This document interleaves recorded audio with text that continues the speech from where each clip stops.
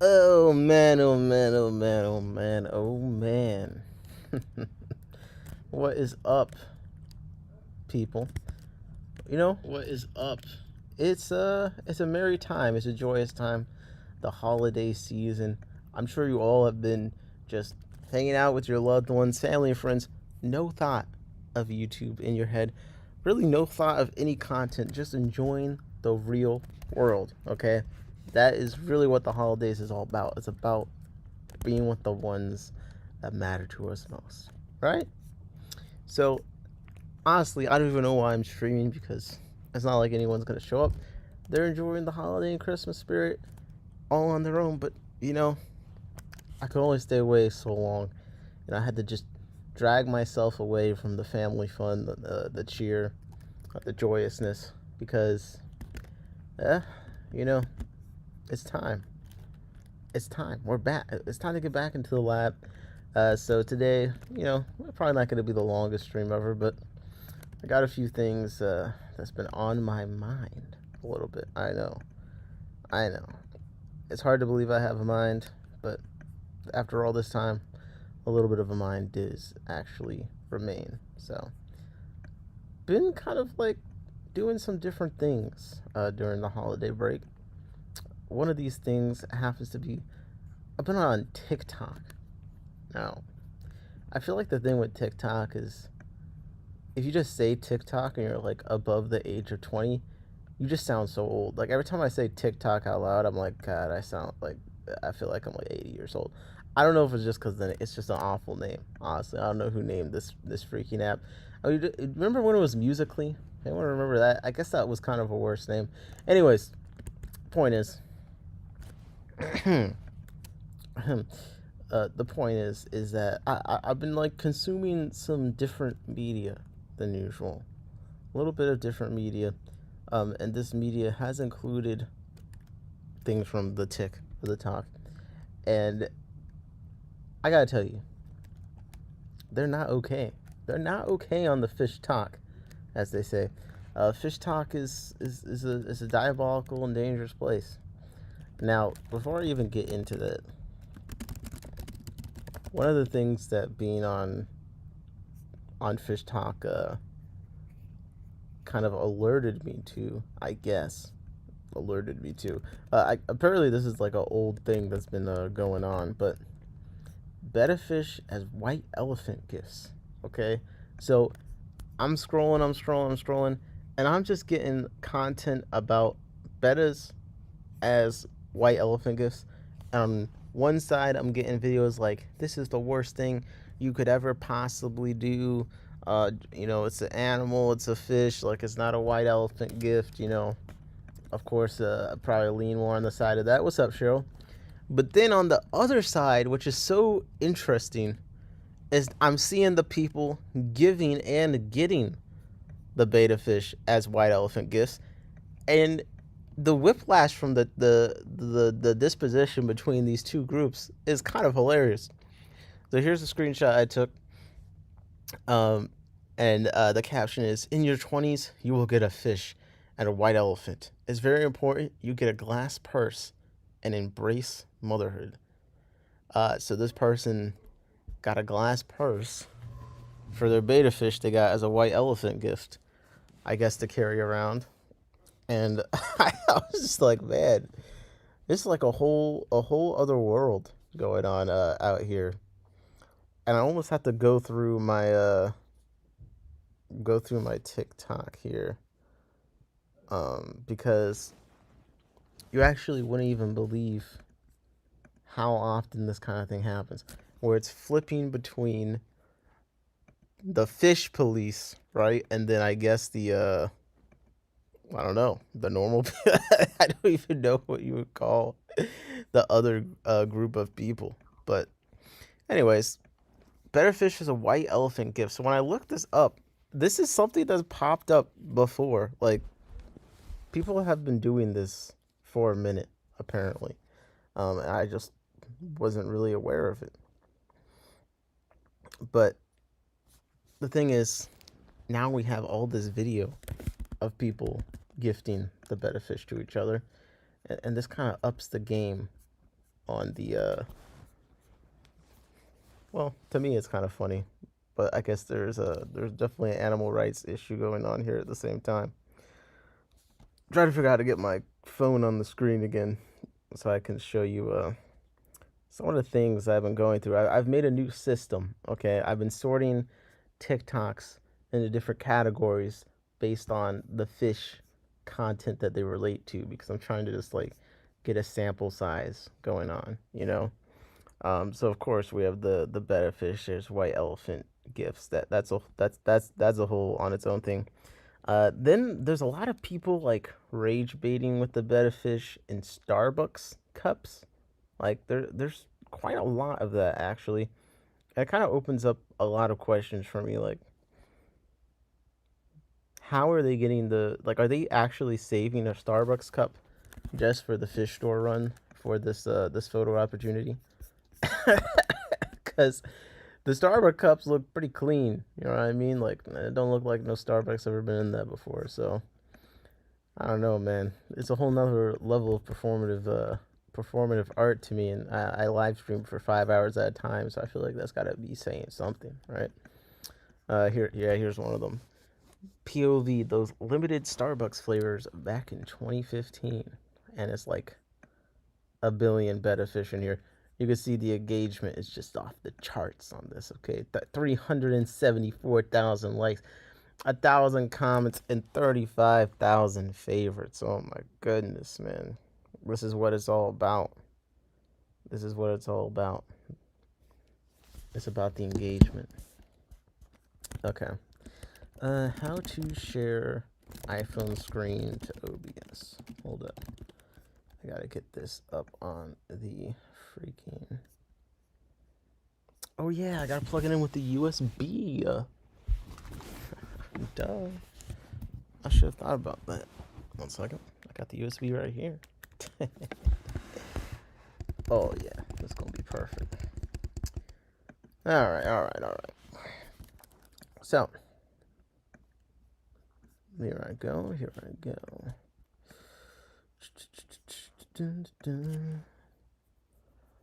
Video capture. And Nicholas's iPhone. Yeah. Okay. Yeah, this should work. Alright. So check this out. Oh, man. Okay. So, I'm just going to keep the sound off for now because I don't even feel like dealing with it. What's up, Johnny? What's up? How's it going? So, I've been doing this TikTok experiment like the last few days. This is how I decided to spend my... Well, I mean, I'm spending the holiday hanging out with people and stuff. You know, there's like the time late at night. You know, you're up waiting for the presents, whatnot. You know what I mean? You know, the moments before you go to sleep. I'm just trying to squeeze in a little bit of extra.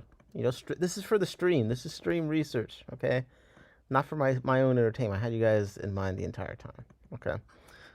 So I was trying to get a lay of the land, understand the FishTok, as it were, a little bit. What's up, Johnny Best? How's it going? Merry Christmas. Hope you had a good one. I saw you over in Alex's stream. I was over there watching some for a bit. Shit. Okay, so this is my goals with this, right? So I wanted to understand what was going on with the TikTok thing. What's up, couple fish? He says I'm here. Merry Fishmas indeed. So I wanted to understand kind of the FishTok landscape a bit. I wanted to make a few TikToks. I wanted to see what's going on. What's up, Jesse? How's it going? And a couple of things like ground, just like context before you get into this, right? So context is I haven't really posted on TikTok. I have it in my Tanks account, but I haven't posted on it at all. Like I think in early 2024, I posted like a couple, and then it was crickets. I ain't done nothing. Now since I've been doing my research, okay, I had a couple bangers like this one right here in the corner. I got 36,000 on just some baby plecos, like views wise. And then over here in the shrimp one, I got 400 likes on this. I got 11,000 views on that. I know in TikTok world this is like nothing, but I'm like, okay, we're making progress of figuring out how to use this app. This one was good. I did a little bit of rage baiting here. Okay, with the beta fish people. I said beta fish owners recording their authentic reaction to slaughtering their 3,827th Petco Beta Cup special trademark. And this was good. This was good. We got almost 500 likes on it, 76 comments, only 6,000 views. So less views than some of those other ones, but the engagement's pretty good. The comments were pretty funny. It was pretty much proving my point. Like, it was a lot of people in here talking about their bettas dying. Like this person had my betta boy for 7 months, died. They'll be health. This comment alone got 84 comments about how the bettas will be healthy for months and one day they develop every disease known to mankind, etc., etc. Um, a lot of people just unsolicited. This is a weird thing on FishTok. A lot of people they just will. Your video will be about anything. They'll just comment a photo of their tank, like anyone fucking asked. They'll just be like, "Yo, here's a picture of my tank." And sometimes it's nice. Sometimes you're just like, "Really? This is what you went up to." Bob says, "FishTok, thank you. What's up? What's up, Bob?" Yeah, it was funny because I'm trying to find this one comment thread. These beta people they started arguing with themselves about the best way to murder their betta fish when they got sick. I was like, yo, I'm so glad that I don't have these problems. Here we go. So this person was like, I throw away the clove after using it once, as I won't buy another beta. I only use it when it's ethically deeded. That's what's put in parentheses. Like, thank God you're only killing your fish when it's ethical. I kind of tongue in cheek comment, as long as it stays ethical. Then below, here we go. This person says, freezers are more ethical than using clove. The fish falls asleep before anything happens and simply doesn't wake up. It's the safest and most painless way to euthanize any small, cold-blooded animal. Then the next person responds, this isn't true. Freezing is extremely painful for any animal. The water in your cells contracts when it freezes. Sincerely, a guy who's had frostbite so bad I no longer have a print on my big toe. Sounds like an idiot. Okay, the next person, the most painless and quickest death is blunt force. Okay, guys, we're finally peaky. Like, the power scaling up of killing your betta fish, we're getting to the top tier here. Okay, blunt force. It's harsh, but it's true. If someone doesn't know how to use clove correctly or burn their lungs until they pass, freezing will feel like 1,000 bee stings, stinging them, and they'll suffer for a good minute. The quickest and most ethical way is a blunt force. A brick to the head. It ends the quickest suffering. See, I'm glad I don't have to think about this stuff so much. Honestly, at this point, just get a big fish to eat your sick bettas. It would be the most ethical, I feel like. Okay? It'd be the most ethical. Then you don't have to do it. See, I just don't like killing things. So that would be my main, like, killing something with a brick. It's not going to happen for me. Okay? I'm just not going to be able to do that. All right. Okay, so enough about what I've been up to. Let me go back into kind of what the experiment has been. So, as you know, TikTok is renowned for, and you can see I get in a live stream in here, and I haven't gone too deep on the live streams. I will say Jorge, Mexicali Fish Keeper, be on TikTok, and I'll be running into him in random live streams, so he's really the person to ask. But TikTok's renowned for its algorithm, right? So I've been trying to get my algorithm to be like 1,000% fish content. So I scroll, and every time I see a fish thing, that's what I like, so it knows that all I care about is the fish, right?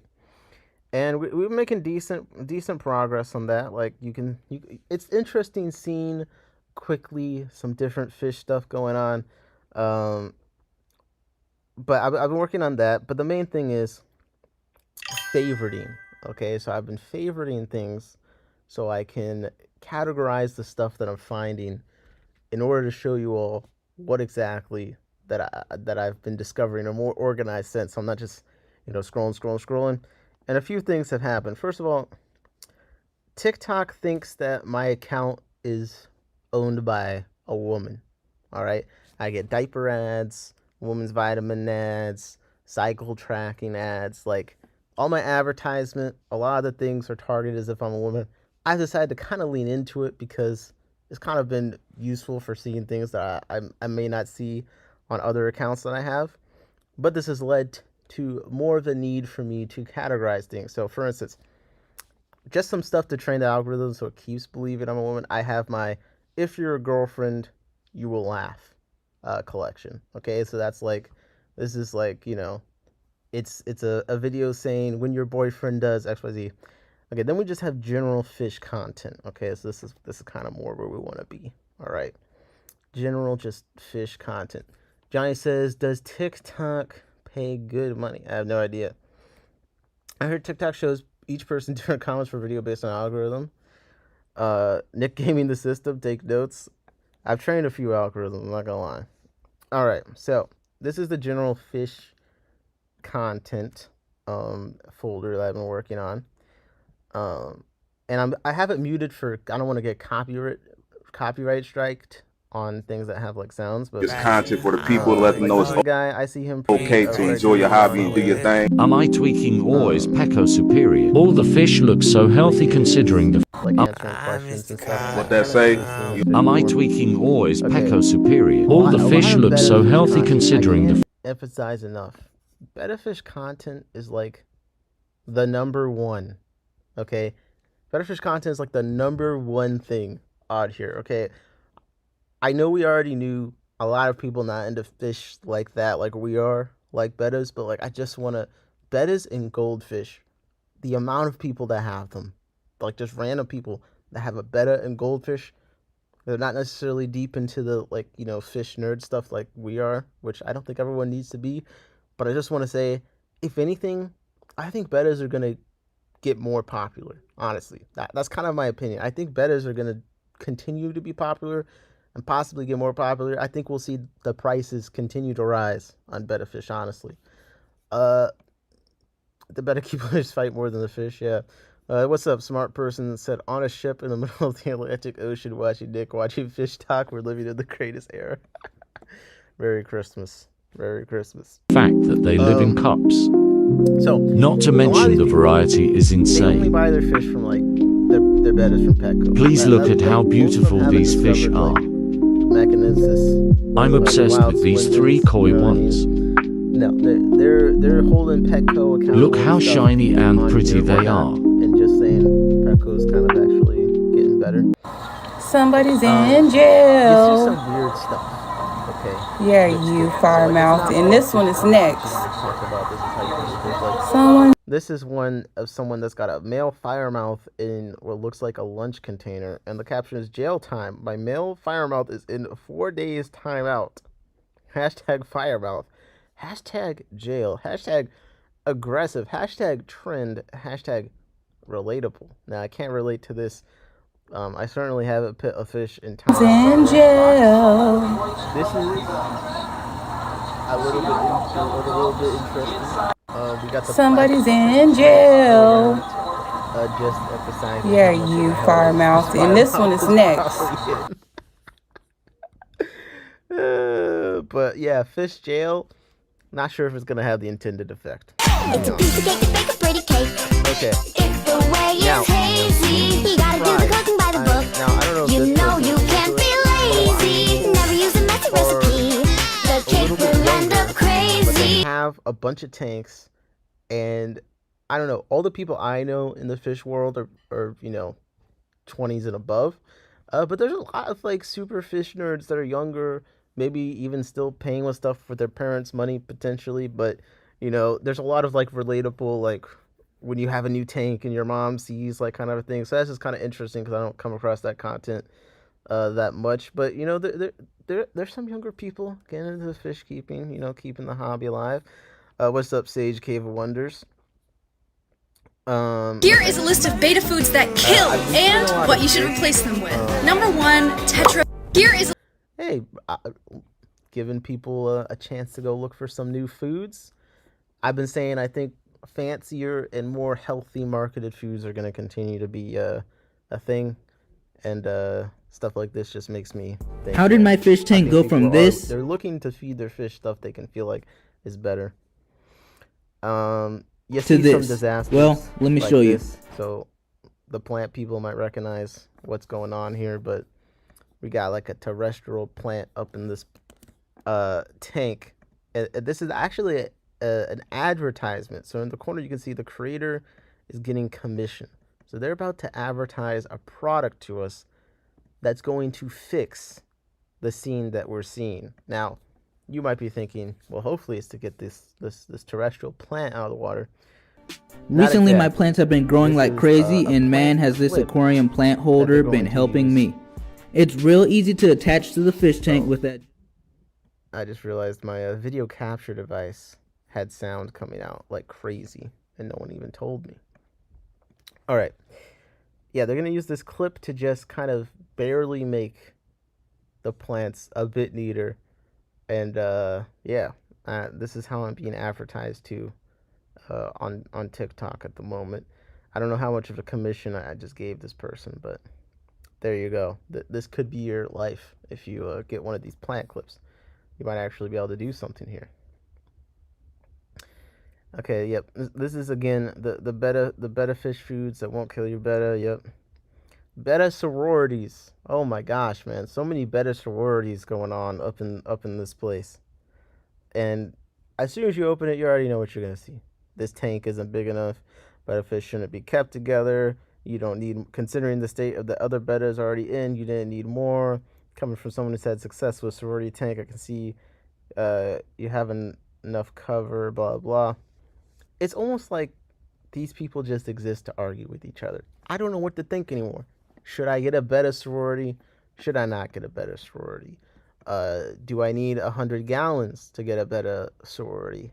I have no idea, okay? I really have no idea. All I know is that I see people that post about the Betta that say you can only have a Betta by itself in 1 billion gallons. Then I see the Betta sorority people. They both are super into Bettas, but they both seem to not agree on anything. So I'm kind of confused on what to even think. Okay. The fish store employees. Okay, that's one on here a lot. The fish store employees. I don't know if it's always like to promote the store, but they're on here coalescing together, sharing their complaints about customers, sharing their joys of helping people with their fish. That's definitely one that's gone on. And this is the one that kind of spawned my my name for my account. So this person just lists all their favorite fish dishes on TikTok. I'm trying to join the list, you feel me? Now this is kind of the ones that I feel like I can get more with. So this is someone just like, yeah, me, as soon as I see a white spot on a fish I just bought. You know, some relatable content. We can all get along with this. Yo, what's up, Mexicali? How's it going? Now this chick, this is what I want the algorithm to think my account is, okay? I want them to think that I'm a baddie with a fish. Okay, look at this. I may not ask for designer bags, but best believe I'm gonna make you run it up at the fish shop. Holy, yes, yes. This is how we all love to live. Okay, I'm with it. Yeah, some more fish store employees. When the customer's watching you too intently while you catch their fish, you gotta watch, man. I'm sorry. I've had a fish store catch me a jacked up fish before. Okay, you gotta watch these people sometimes. This is one I like just because, well, for the algorithm, of course, but it was an example of just a normal person. They don't have any fish content on their account, but they just had this one that's me since I've gotten my Betta fish. So I just thought it was a great example of, like, see, there's a lot of people that just have a Betta fish and they're totally disconnected from fish beyond that. You know what I mean? It's not a part of their personality like some of us. Lazy Fish Keeper got recommended to me too. Yeah, he pumps up for me a lot. Okay, this is what I'm talking about. How there is some people, there's more people on here brave enough to show that they're doing something people disagree with. So this individual said, fish can thrive in 3-gallon tanks. They're kept in small cups at the pet store, and this tank means a lot to him. Fully cycled, no ammonia. Okay, and of course, I see this a lot. Okay, there's so many like TikToks where people just comment this exact graphic, the Betta Care Guide, okay? And I'll be honest, I've never clicked on it and read it. Ain't nobody got time for that. But for you guys, let's see what the Betta Care Guide is talking about here, okay? So, tight fitting lid, all right? Air gap. Oh, what? Air gap. Okay, Bettas breathe air at the top of the tank with the use of a labyrinth organ. Like by air gap, do you mean just like not having the water touching the lid? Like, tannins, Mopani wood, Catappa, Indian onion leaves. Okay, tannins. All right, tannins are making it in. The earth is healing. Food, bloodworms, brine shrimp, mysis shrimp, Daphnia, high-quality protein pellets. Feed the equivalent of 3 to 4 bloodworm / pellets twice per day. 6 to 8 total per day. Wow. I feel like usually people are trying not to feed their fish, so I guess I'm on board with this. Okay, substrate, sand, gravel, or if you have plants, aqua soil topped with either sand or gravel. Okay. Tank size minimum, 5 gallons minimum, but 10 gallons is easier to keep healthy parameters. Okay. Heater, 78 to 80 degrees. Okay. Silk or live plants. Silk plants that are 2 inches from the surface allow Bettas to rest and easily breathe. Okay. Decor, general info, lifespan 3 to 7 years. Yeah, good luck. Good luck. Good luck. 3 to 7 years at the cup. I don't think I'm making it.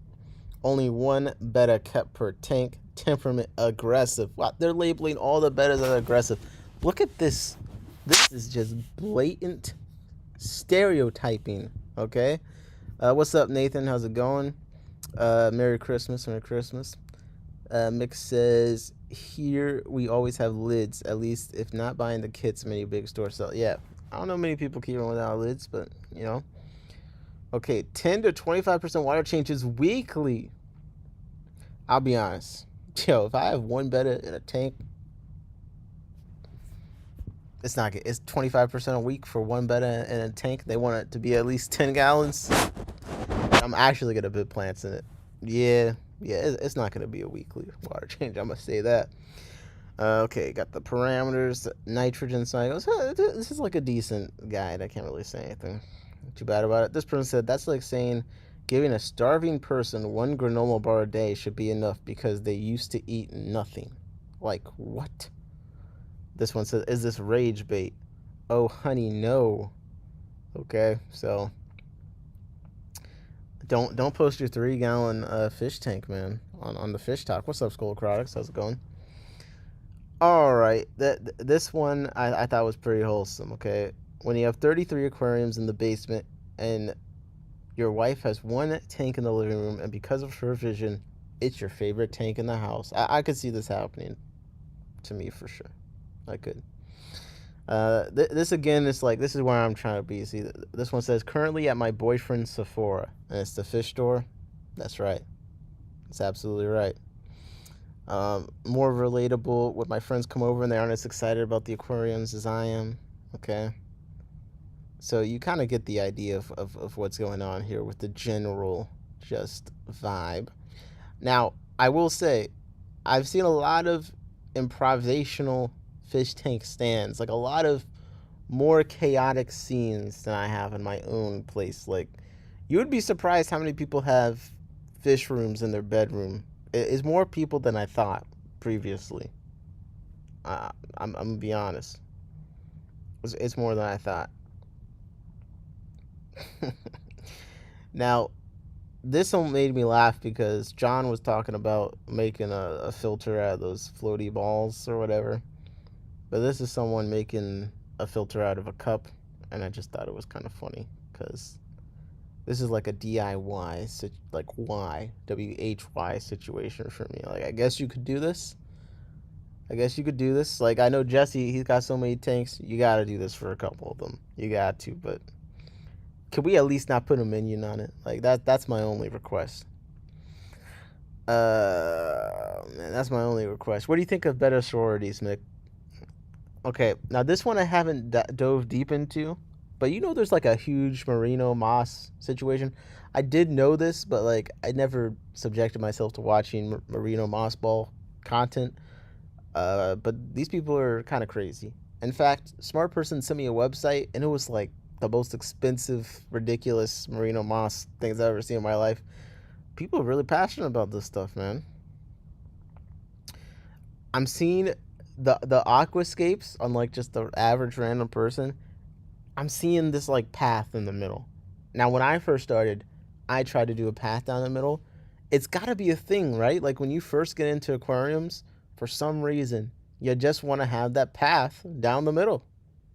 I don't know what it is. Does anyone else had that, like when they first get in, like, I got to make a path? I just feel like it's got to be a thing. Smart person says, Moss Amigos, you can get a little hat for your $50 moss. Like, oh yeah, they come with the moss comes with the hat. I forgot about that, but I think they said you can't put the hat in the water, so I'm just like, what?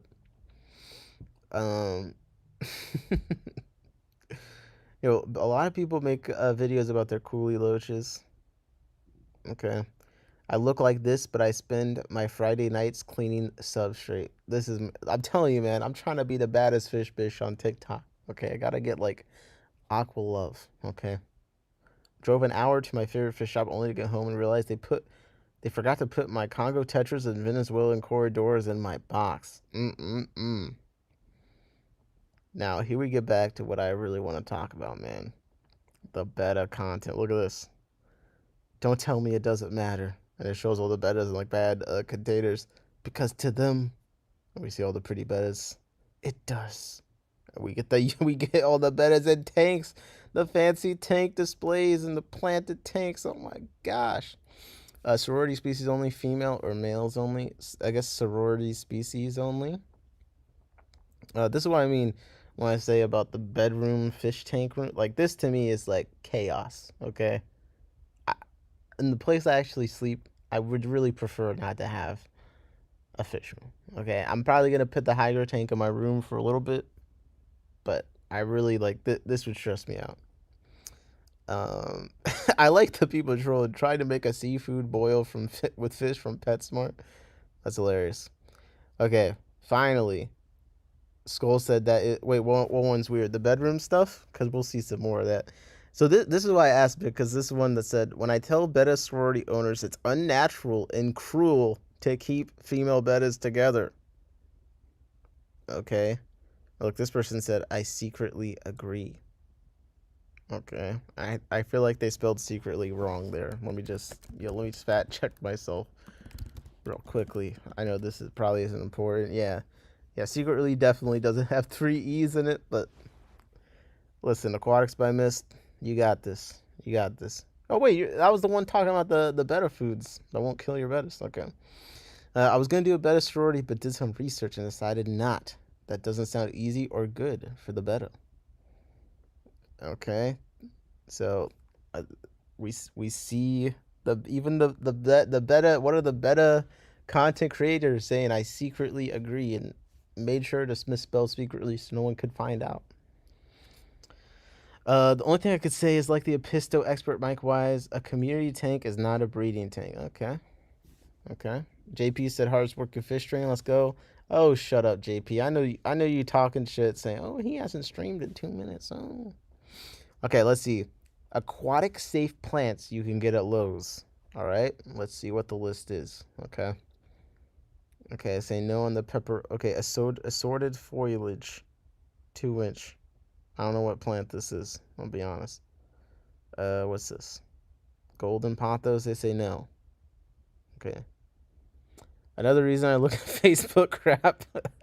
And look, this person said, when you see the price of bettas now, well, you wouldn't have to worry about the price that much if they lived longer than 7 months. You know what I'm saying? So look at this. So here we go. Fish room. My little room of organized chaos. This is Orange Aquatics. Now, this is one of the better ones. This isn't in a bedroom. This is actually pretty decent, I would say. My fish room is definitely nothing that I can brag about. So who am I? Now, one thing here that would drive me crazy. First of all, sponge filters on the front. That would definitely drive me crazy. I get this limited space. It wants to be where you can grab it. That'd drive me nuts. Similarly, the airline being on the bottom and the front would drive me nuts, but my airline situation is honestly way worse than this. Just visually, though. Just visually. Otherwise, I mean, what am I supposed to say? Looks like a decent little system. But again, it's always interesting seeing like a random fish room on the room isn't pink, it's just a light.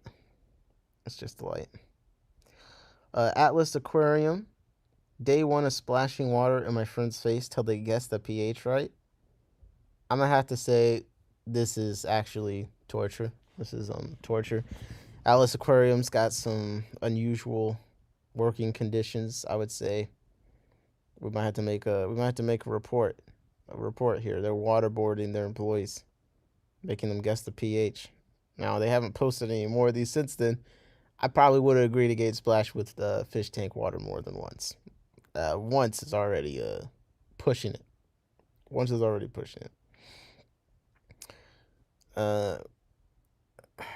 Females only, I say, why? No point in keeping females only for fun, but that's just me. I want to breed a fish. But for common betties, perhaps a good option, like a community tank with less fighting. Okay, Mick. Here we go. She looked at my animals and ended up looking at 1.5K. So this is like a little bit of like reptile, but this is what I'm saying about like the fish room in the bedroom situation. So we got a little bit of that wire shelving. We got what looks like an actual stand on the left, but then you have them on like a dresser that probably does have clothes in it. Maybe it doesn't, you know what I mean? But I don't know why you'd waste a dresser like that on a couple of mismatched sized tanks. So, and here we go, another one. I make my own money, so I spend it how I like. And we see kind of this bedroom situation. We got 2 tanks on a wire shelf, one on the dresser, and then a bird. Okay.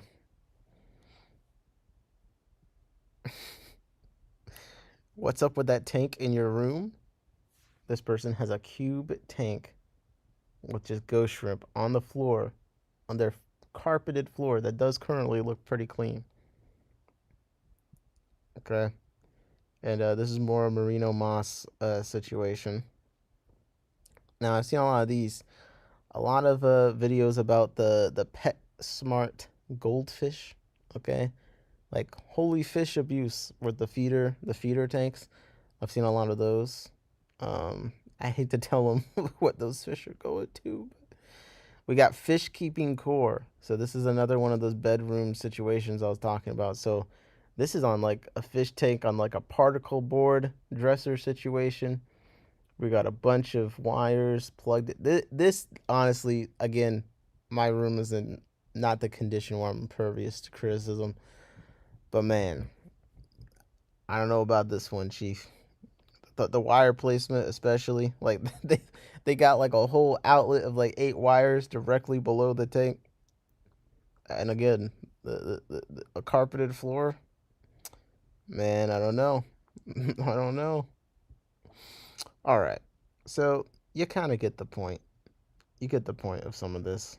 I'm just kind of going through. So this I thought was kind of hilarious. It's a hamster that for some reason they put in a glass box and submerged partially in the water.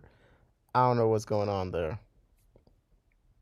Okay, I did start a beta content only folder.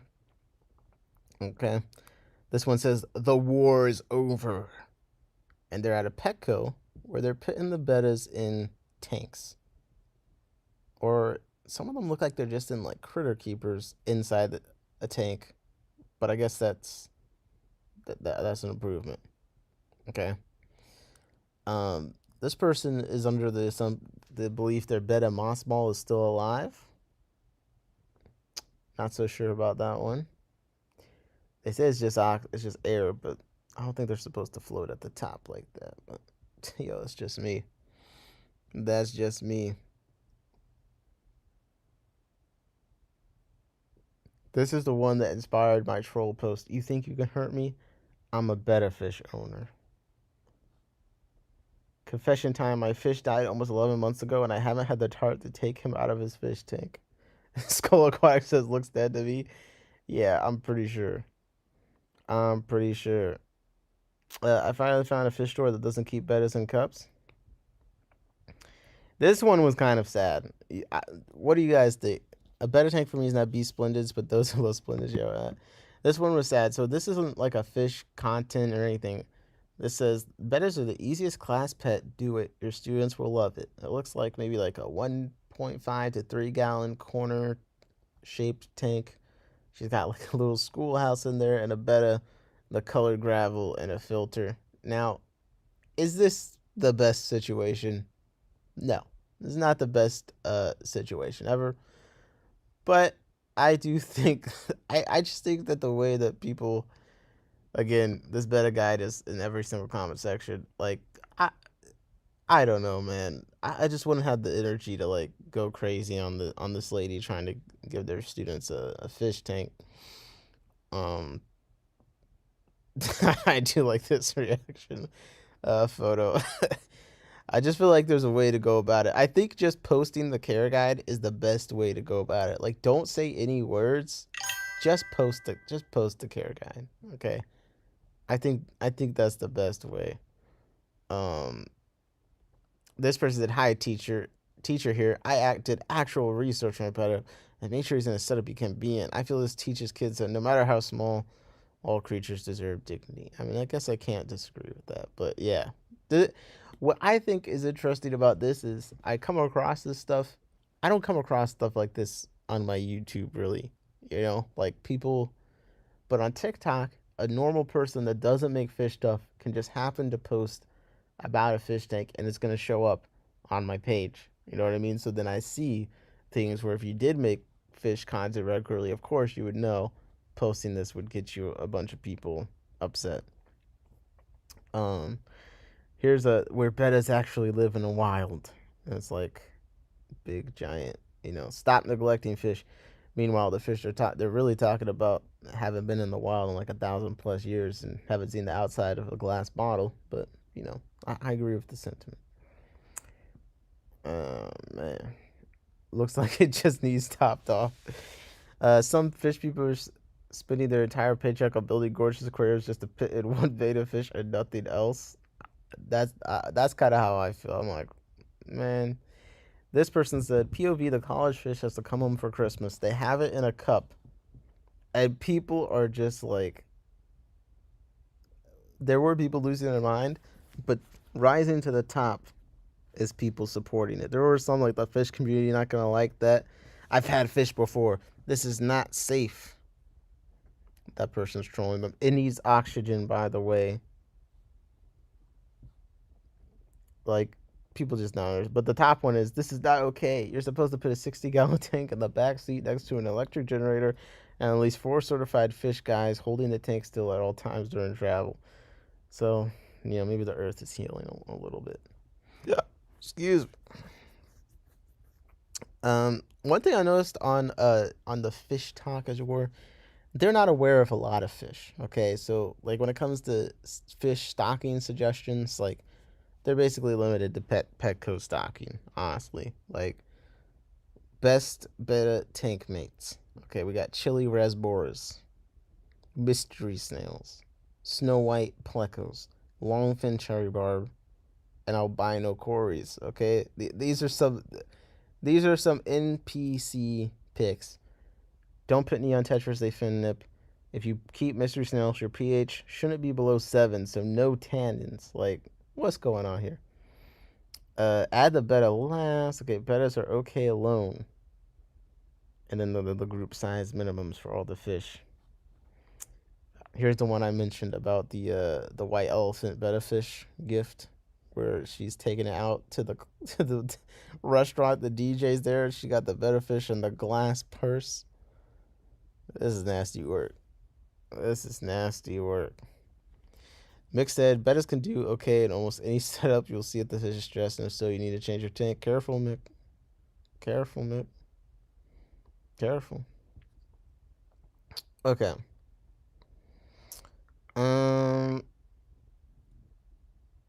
Look. I did start my fish collection. Okay. So this is like me. This is me channeling my fish energy for the algorithm. Okay. This one says for there's a person out there for anyone, and for you there's a bearded dragon. Ugh. POV or a reptile keeper coming home from a hard day at work. I'll be honest, the reptile people, they get active. They get way more active than the fish people. Those are tanks for sale in marketplace. Those are the tanks for sale in marketplace for way too much money. Yeah. Here's some of the merino moss. I haven't added too many of them, but here's some, like, they got some custom little setups to keep them spinning all the time. Breaking your legs if you tell me my pet moss balls from Shein are made of felt. Okay. We got just pure merino madness. Merino after bath routine.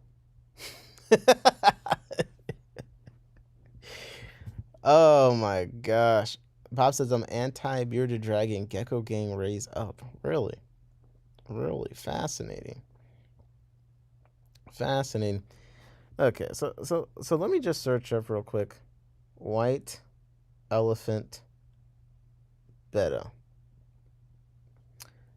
Hi folks, was watching a playlist I found from 18 years ago. Oh, how was that? So look, this one, 2.5 million likes, and it says, guys, these white elephant gifts are getting out of hand, and they pull out a container that's got a betta fish in it. And here's a person planning to go to a white elephant. Sometimes you need to spice up the white elephant exchange gift situation. And they have a whole betta setup in a critter keeper with blue gravel and aqueon pellets, as well as the nice yellow bottle dechlorinator. And what's up, Auntie K, by the way? Okay. When you get a betta fish as a white elephant gift, but your daughter picks, but it backfires and your daughter picks it.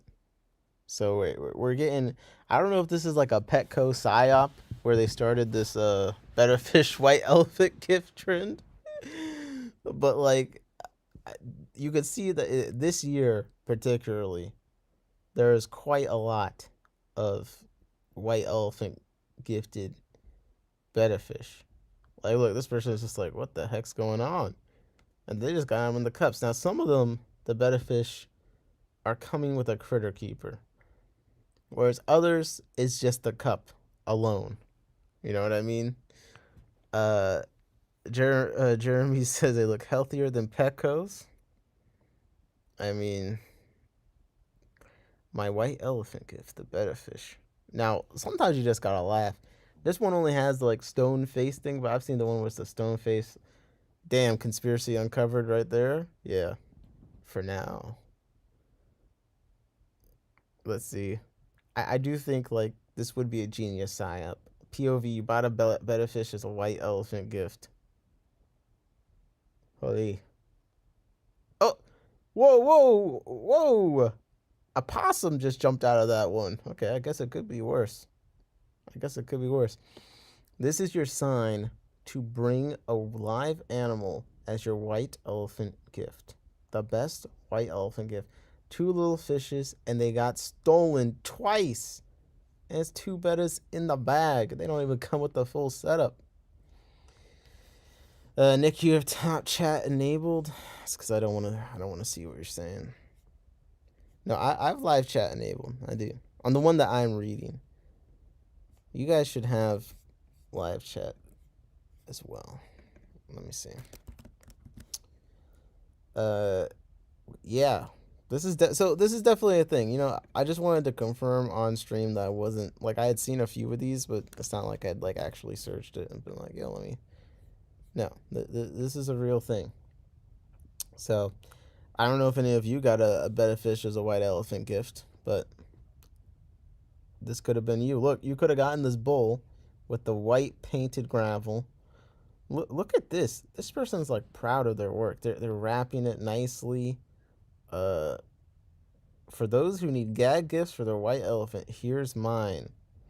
And then they did an edit. Don't be so quick to judge. For anyone who wants to be negative, please take comments elsewhere. This was a fun night with my immediate family. Lighten up a little. We're all animal lovers. Mr. Fishy would have been in good hands with anyone who got him. P.S. In my mind, any life is better than being stuck on the shelf in that tiny jar. Now, what's hilarious is, and I'm getting off the TikTok thing for now, so goodbye to the phone stream. But we gotta talk. Like, one day I'll really try and address the delusional betta fish keepers. I want to talk about, oh, the betta fish, the betta fish is better life with me than in a cup. Bro, by buying one betta in a cup, you're ensuring it remains profitable for the company to bring in the next 5. Some of these bettas now are going from $13 to $30, depending on the one. I've been seeing some wholesale lists recently, people. Okay, I'm on my fish journalism. Okay, and let me tell you, some of these bettas are like $1. Okay, so if you buy one betta, oh, I'm giving it a better life out of the cup or whatever, you have just now guaranteed that the company is good to buy 10 more. Okay. So listen, it's just so much delusion. The only way to improve their conditions is to stop buying them until conditions improve. Because if you keep buying them, you're enabling them to be able to continue to perpetuate the purchase of these bettas, because most people honestly do not care. Okay, so, but for the people that do, I'd say the reason you do see some stores, especially LFSs, and not having bettas in cups is because the people that go to the stores, I think, tend to care a bit more, and they're not going to shop there. Some people won't shop there at all. Like CTE, their betta fish wall was so bad, that was the last straw for me. I already didn't really like the store, but I was kind of like, yo, this betta fish wall is disgraceful. I'm surrounded by custom automatic water changing tanks for fresh water and salt water. You guys are more than capable of doing better than this. They had a better display. The LEDs were falling off. The bettas were dying in the cup, and it was gross. Okay, and I'm like, yeah, I'm not gonna go there. But so I think for some local stores like that kind of thing matters more than like Petco, because a lot of the people that shop there, like, they don't care that much. But I think you do see people changing. It's not because they're inspired by everyone saving bettas from cups. It's because they want to be able to keep selling betta fish. And as more people continue to care about it, it kind of becomes a problem when they stop buying it, since you're mistreating them, you know? Don't support bad business practices. Exactly. Mick said, to be fair, she wrapped it well. Okay, yeah. She did wrap her well. All right. Enough of the shenanigans. All right. I'm trying to get into some light fish nerd stuff tonight. Mostly Pelvicachromis, okay? I think I posted this in the Discord research channel because, well, everyone knows I'm into cribs. I really like cribs. But a couple people like Beto and something like this, I feel like, listen, a lot of the fish industry people, they don't believe in cribs. They think cribs are like poverty fish. No one wants them. I'm telling you, dog, cribs will have their time. Okay, I think people are going to start realizing they're the best dwarf cichlid. Okay, it's not going to be just me. But that being said, I had one TikTok I posted a long time ago, and it was of the Pelvicachromis Drachenfelsi, and someone commented on that old TikTok saying they had just bought a pair but couldn't find any information on them, right? And that kind of like inspired me to be like, yeah, you know what? I should make a video on these fish sometime soon. But also just in general was like, yo, I need to get back on my Pelvicachromis research. Like we got to do a light Pelvicachromis deep-ish dive. All right, so I just want to take a little bit of a look at the different localities, because there's a lot of like splits from when they all were like in Crebensis or whatever. Like for instance, Pelvicachromis Drachenfelsi was Pelvicachromis tanniatus warvi, you know? So some of those localities have been split into a different species or given their own species. Anike said, I gave mystery snails of my own to 2 family members, but they already have more fish tanks than me, and one asked for them. Well, then I say, you're in the moral clear, Anike. You're good. Okay, you're good. You did the right thing. You didn't do the white elephant gift situation, which I guess is the wrong thing. I mean, getting a fish as a white elephant gift, I probably would be happy about if it was the right fish. You know what I mean? If it was the right fish, sure, I'd be happy about it. Like, now, if you went to a fish party and there are elephant gifts of fish, now that's a more interesting debate on if that's ethical, because you're in a room of people that probably can take care of it. But then what if someone ends up with a fish that they don't really like now? You know what I mean? But it would be kind of fun to do a white elephant, but the ethics of it probably is technically gray, but I don't know. That could definitely be something. Yo, Big Steve in the chat with the hardest working $2 donation. Thank you very much, Big Steve. I appreciate you. You're always throwing down the $2, and I appreciate it very much.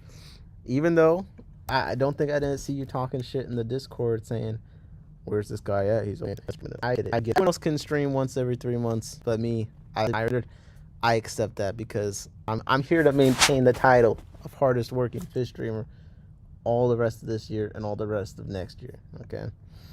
But let's get into this crib deep dive now.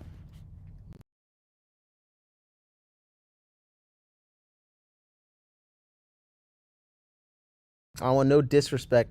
Cribensis, name a dwarf cichlid. I think cribs body them for the majority. Now, another reason that cribs body them is because they're dwarf cichlid that you could probably reasonably find or afford.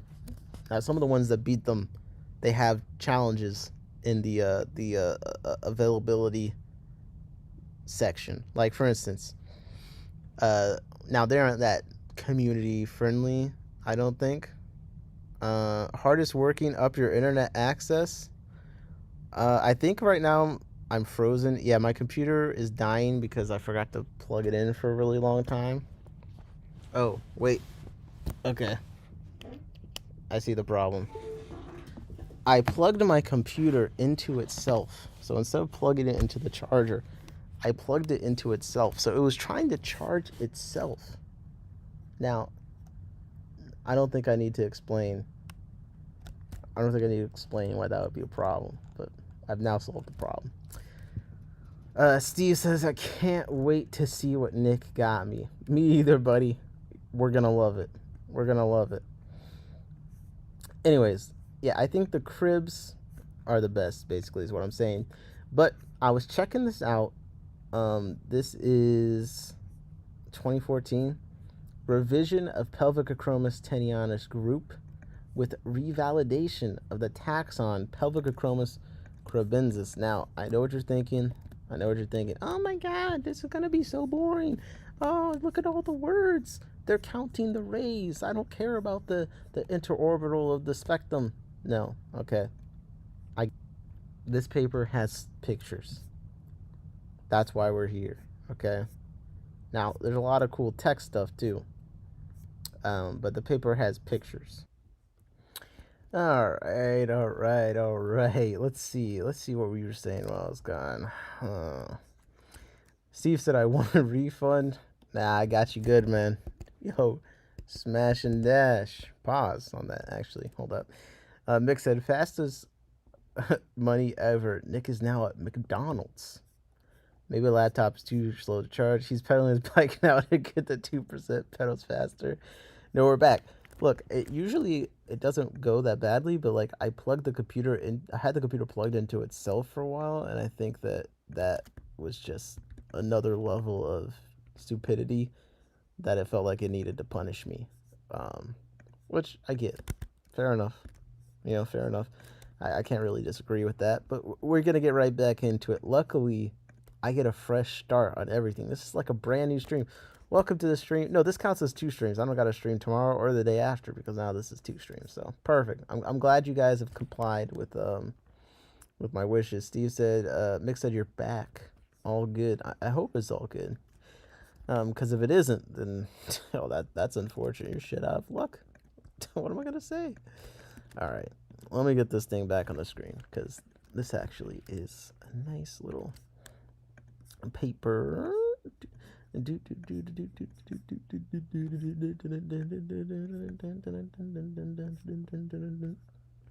right. Excuse me. Let's do this again. Second time is a charm. And we are back. So, I'll put this link in the chat one more time. This is a paper talking about when they reclassified and also further validated some of the species, the cribs. So I wanted to look at some of the photos first because I know you guys don't like reading that much. Come on. Let's be real. Last time I talked about the paper stuff too long, Steve demanded that we stop the nerd shit. Steve, okay. I don't think I didn't forget about that. So I don't want to bore you too much with the nerd shit, Steve. But you do have cribs, so. Mick said, just all your text with a scream, Merry Christmas, you miserable pieces of. I'm glad that you appreciate that, Mick. All right. So. This is a cool graphic. Why? Because, and cool paper in general. If you have cribs, you should look at this paper. We're going to go to a few other ones. But here is one of the great things about it. It describes some really specific behavioral things with them and also patterns of coloring the cribs have during certain behaviors. For instance, there were some females that I've had that kind of looked like this bottom right picture. Now, you guys that watch the stream and pay attention should definitely remember this. I had some female Drachenfelsi that I had said I had noticed expressed this super pale coloring with a black stripe when they had fry. A lot of people, including myself, thought that was kind of unusual. That kind of stuck out. Some people even thought the fish maybe looked a little sick. But look, in here, it says D, it describes as a female guarding fry. And look, yes, you can see underneath this female is all the fry. So this is something when you're trying to learn about deeper things with a fish that's really nice to get something like, oh, this is the coloring they expressed when you have fry, because I knew some of my cribs had babies before I ever saw the babies because the females expressed this patterning. But they haven't confirmed that this is indeed what they flash colors of when they're guarding with fry. It's really useful information. Also with type A, did you get your haircut? Yeah, I did cut my hair. I did cut my hair a few days ago.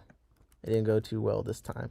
You know, when you cut your own hair, at least for me, since I'm not that good at it, sometimes I should have gone to the barber. A couple fish says, looks good, King. Appreciate it. Now, the eyebrow slit is back. I did do that. Ooh, I got a bunch of tweezers for Christmas. I used to be really on top of my eyebrows, like the middle and stuff. Fell off, but message received. I got 2 sets of tweezers for Christmas. Steve said, I picked up a rope fish from Petco the other day for $15 and it's still alive. Congrats. I'm glad. Similarly, A, so these are 2 males, but it describes the bottom specimen as a subdominant male, and that's why it has the black lateral line situation here. So that's something interesting too, a visual cue for which male is less dominant. And this a female in display, as they say. Also, if you're a super nerd on biotopes and all sorts of things, they have collection points and locations and coordinates for all of these things. And there's some photos of the environment. So what we're gonna do is we're gonna go through the photos first, then we're gonna double back on like some of the more detailed things. But here is the distribution map for Pelvicachromis drachenfelsi. And you can see over here, Cameroon, which also has some of my favorite killifish, which is another reason why I love cribs so much, because I can put the cribs and the killies together and pretend it's close enough to a biotope, you know? Mick says, in nature, it's not always smart or benefiting to have lots of colors. I believe that's why many epistles of yellow and basic color, but fins can be flashed when they wanna. Interesting. And Mick, congrats, Steve, on the steal. $15 for the rope fish. That's cheap. So this is a cool photo.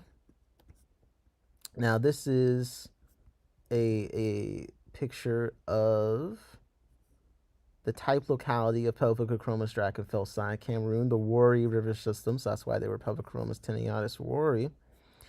And we're going to see something I'm excited about to have described, which is a different holotype of the drachenfelsi. I'm hoping some of these genetics pop up in my own so I can breed them because they look a bit more like the typical tenuatus. But first, here is a bit of where they're at. So you can kind of see we got a bit of a flowing, gently flowing, lots of vegetation on the side, lots of fallen wood in here.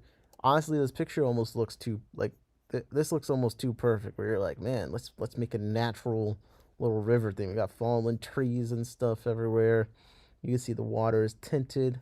It's quite tinted, but doesn't look like super dirty.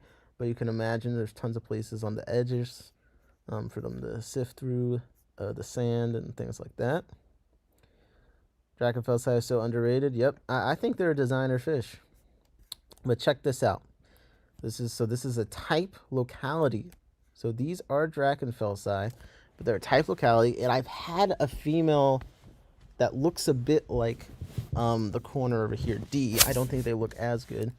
But what I am more excited about is the males, because these males look a bit more like the other tenuatus with the purples in the anal fin and the more cheetah pattern and yellow and reds in the caudal and such, whereas you see up here, these are what my crib males look like, almost to a T. Another thing I like about the Drachenfelsi, they have so many things specific to them, like what they have with the two spots blending into each other to make the bar on the caudal is kind of unusual. That's specific to them. But yeah, these males, they do have a little of red and stuff at the very edge of the dorsal, but not as much in coloration with this type locality of them. This is a really nice fish. The other tenuatus I have, the males look like this, and it's a lot more appealing. So I'm kind of hoping some of this coloration is somewhere deep in the genetics of my cribs. My Drachenfelsi, I can get them to come out like this because this is really nice. So this is a Wari system, region of Yabasi, tributary of Wari. And if Yabasi, I just got my first fry from the Yabasi Procatopus, by the way. Forgot to mention that. But that's another reason why I like them. And you can see here that the holotype here is a male from Nigeria, mouth of Ethiop River, Niger Delta, come on. B is a male from Benin Igudi River, Niger River system. Now, we'll have to check some more recent papers, and maybe these turned out to not be Drachenfelsi, but at this time, they had separated them from... this is tenuatus. Okay, 6 is the type locality. Okay, maybe these actually are tenuatus. Never mind. Where's the other holotype of the male? Well, regardless, I can always dream that these were Drachenfelsi. So these might actually be tenuatus that were previously classified as Drachenfelsi. But regardless, nice photos of the fish, and this one appears the type locality that I was talking of. So I still got that right, but reading's hard. So one thing here, they say the species is endemic to the Wari River. We've mentioned that many times. Now this is what's kind of cool, is it's restricted to pure freshwater of low conductivity and pH during a field trip of one of the authors in February 2009 to the type locality. So this photo, we're getting some measurements from the water in this photo. The water temperature was 27 degrees Celsius, which is 80 degrees Fahrenheit, a conductivity of 24.6 little US, pH of 7.3, and air temp was 29 degrees Celsius. The river was about 4 to 8 meters wide, and during the dry season, 40 to 130 centimeters deep, with water visibility at 1.2 to 1.5 meters. The river bottom consists of fine sand with layers of leaves from surrounding trees, detritus, and mud. Some bigger rocks and fallen/sunken trees were observed. On some places, vegetation of Crinum natans and Bulbitis hudolodii occurred on the river banks. Big accumulations of Anubias barteri had grown. Some parts of the river were shaded by dense rainforests. Cenotopic, they collected Chromocidian Rigambaki, Epiplates infrasciatus, Procatopus sp. See? Oh, this is so cool, man. See, that's why I like the cribs. They're in the water with all the fish I like, man. So when I put the cribs together and the Procatopus, that's literally how nature intended, man. That's literally how nature intended. This is a cool Epiplates infrasciatus. It has one locality, yeah, this one that kind of looks, it's one of those things where like it looks too good to really be real, but they are. This is the Zenkuri AFF. But even some of these look relatively cool. I actually just got I have some Rigambaki in. I have Rigambaki. This is what's so crazy. I have Rigambaki in the 40 breeder with the Congo puffers and the Drachenfelsai. So I got that right, man. Come on. Yeah, they look just like this. So they're cool fish. So that's why I always like reading papers like this, because I do think it does help, especially if you're breeding something. Just seeing what they're in with. They're in with the Brycinus longipinus, which is kind of a cool, different little African tetra. And then yeah, the Procatopus sp, and then the Barbus canthus, the African red fin barb, apparently. Not too familiar with this one, but cool nonetheless. Now you need a huge tank to benefit all of them. Yep, that would be nice. I need a 125 gallon African Wari River tank. Procatopus, the Drachenfelsai, some Rigambaki. Oh my gosh. Yo, we should do. You know what, guys? If this channel ever takes off, I promise you, we'll do the 125 Drachenfelsai killifish bonanza tank, because that sounds pretty dope.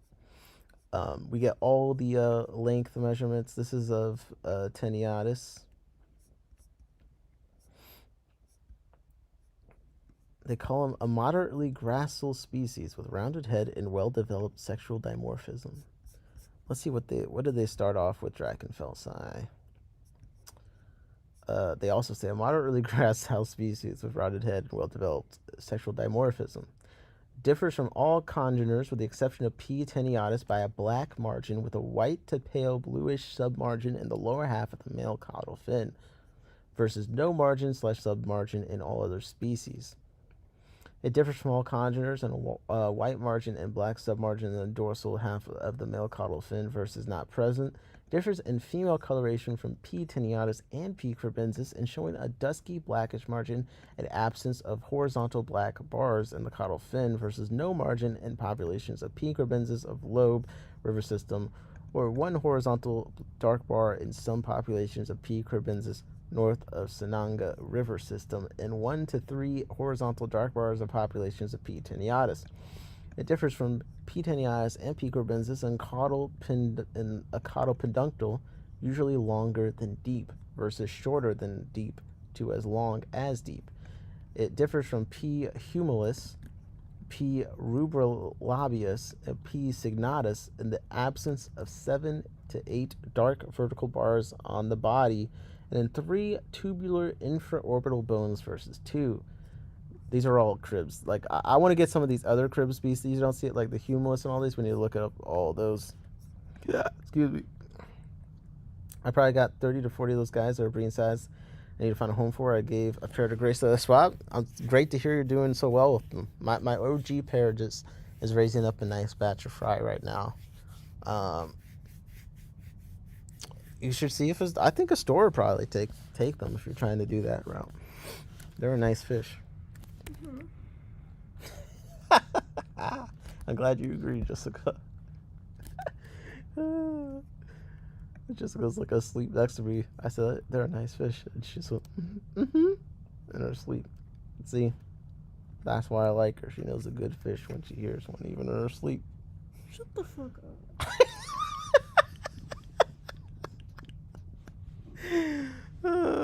Okay. Oh, P. Sylvae. I think this is the one that I was wanting. No, P. Sylvae. Okay, fine. I'll put Pelvicachromis since the internet. Yeah, this is a pretty cool one. This is not the one I was thinking of, but they are pretty dope. I'm not gonna lie. I'm telling you, man, the crib's got it. They differ from P. Sylvae in lesser body depth, longer caudal peduncle, more spines and dorsal fin. Oh, subsalatus. Is that the one that I was looking at? It's the one that is like more like, yeah, subsalatus. This is the one I was looking at. Because this photo. This is the one that I want next. Look at that. The black with the white. Nah, this is a designer crib right here. This is a designer crib right here. Holy. What's up, Easy Schmeezy? How's it going, Aaron? What's up, Sutton Road? How's it going? I need to reach out to HRT. I doubt Go Fish will take them. London Town I brought mine from London Town, and when I said if they'd want them back, they said if they were a good size. So, you know we can't see what you're seeing? For how long? No, I didn't know that. Why didn't you tell me? I had it shared, but I guess it wasn't working. Who can say where the road goes? This is how you know that no one actually cares about me, because I don't talk for this long, and you can't see, and you're just not gonna say anything. I'm talking mad long, bro. That's okay. That's okay. You can only pay so much attention when you're on the toilet. All right. Pelvicachromis, subsalatus, matati. So they're a specific place. I do like how these guys look. All right. Beto said I just got here, so I know, Beto. You would never do me like Big Steve. I know. I know he donated $4 this stream, but in my defense, he just did that to roast me. In absence of lappet-like elongation of some rays of caudal fin, differs from Malafi. All right. I'm also not home, so I'm struggling, I guess. Okay. So, since you guys didn't see earlier, apparently, I don't know when you stopped being able to see. What's up, George? But this is the type locality of the Pelvicachromis Drachenfelsii, okay? So, pretty cool little area, and I guess since Aaron just got in here, it was cool to see that they're in there with Chromosimian riggenbacchi, Epiplati infrafasciatus, Procatopus, Barbarus campanthus, and Brycinus longipinus, which I have a couple of those fish. And I think that, Aaron, you have the longipinus. Did this MFer just scold me? Yo, scold is crazy. I need blackworms. Why do you need blackworms, Beto? Your store don't got them? So for Teniotis, let's see how these differ a little bit. The first ray of pelvic fin always longest in males, in females second ray of this fin always longest. Yeah, lots of good information on here about like coloration during different situations. Easy Schmeezy said I have longipinus. I need to try and breed them next. Yeah. Sage Cape of Wonder says hi. Tag team live fish. What's up? Okay. Live specimens of both sexes. Head and body pale brown to grayish brown. Dorsum somewhat darker than the ventrum. Let's look at the damn photos. I know you guys don't care. Now this is what makes this paper useful. We already saw the Drachenfelsii pictures are pretty useful. But for the Teniotis, the different locations and things like that, I think is nice. So here we have a couple sets of males and females from some different spots. A and B is two syntypes out of BMNH 1902.11.12. Okay. Cameroon. Kribi River. Okay, A is Cameroon, Kribi River at Kribi, South Cameroon. The C and D males are from Kiinki River systems. E and F are from the Lobe River system. G and H from the Nyong River system. Parentheses, Dahani male not measured, not preserved. And I and J female from Maliwe River. So, a couple of different types that you do see regularly. So let's see, C and D is Kiinki. These are the ones that I think I have Kiinki that I got from John, right? Not showing how much purple and yellow is in this male's body type, but you can see how if the different eye spots and stuff are consistent in the locations, you could really tell. Now, sadly, because my lobes have not fared as well, but I can recognize them for sure in here. Look at these guys. They're saying this is Dahani. So pretty, man. So pretty. And Maliwe is one of those. I want to say they might be the endangered one. I forget what cribs are like kind of endangered, but I feel like I remember people talking about Maliwe a lot. Maybe it was like the Watercolors Gallery podcast talking about them. Okay, breeding behavior in Aquaria. The species monogamous, pair bonding cave spawner. Eggs and larvae are guarded by female, very rarely by male too. Hatching occurs after 3 days. Larvae usually deposited at the bottom of the cave, rarely in other caves near the original cave. Juveniles are free swimming 8 to 9 days post-hatch, guarded by both parents for about 5 to 6 weeks. Breeding and guarding females regularly exhibit a prominent black mid-lateral band during the first 2 to 4 weeks. A typical coloration for breeding females within the genus, rarely male, also show the coloration. Steve has seen here watching ropefish. I had 3, now I have 4. One of the OG ropefish is biting the tail of the new guy. WTF? Mick asks, you got a quarantine tank, Steve? Quarantine? I mean, I have a tank, but not really in quarantine tanks. I live dangerously. Yo, why is this guy the best fish breeder? Up and coming fish breeder. He's living like this. Crazy. Big Steve, throw in some new caves, some new territory. Sage Caver Wonder says, oh, that could be a good, you know what? You might be onto something there. I'm pretty sure the new one is male. How big of a tank do you need for ropefish? I feel like I see ropefish around. I haven't seen ropefish in people's houses as much as in stores. Like, I just haven't gone to people's houses that happen to have them. But I do kind of wonder, what is it like having ropefish? I don't think I've ever actually talked to someone about I don't know anything about their behavior, like territorialness or not, or anything really. But Steve says, good idea. Okay, so the rearranging this might actually work. Ooh, is this real? Hold up. Please tell me this is real. Wait. Let's see. I saw something about the validity of Pelvicachromis sacramentis, and this is something that okay, this is old.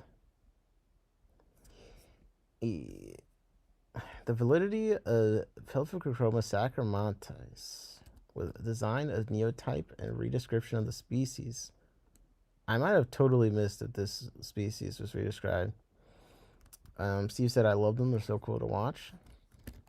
So if you're not familiar, Pelvicachromis sacramentis, they also call it the giant crib because it does tend to be a little bit bigger. Has a couple different like color types and stuff. I feel it's one of the reasons why I thought maybe Poltron and sacramentis were the same, because a lot of the Nigerian reds, like, to me, had a lot of characteristics of what I see as like sacramentis, because they can get that like super red under chin and things like that. Easy Squeezy said, did you cover this already? I think a white elephant fish swab would be cool AF. So we covered the betta fish thing a little bit.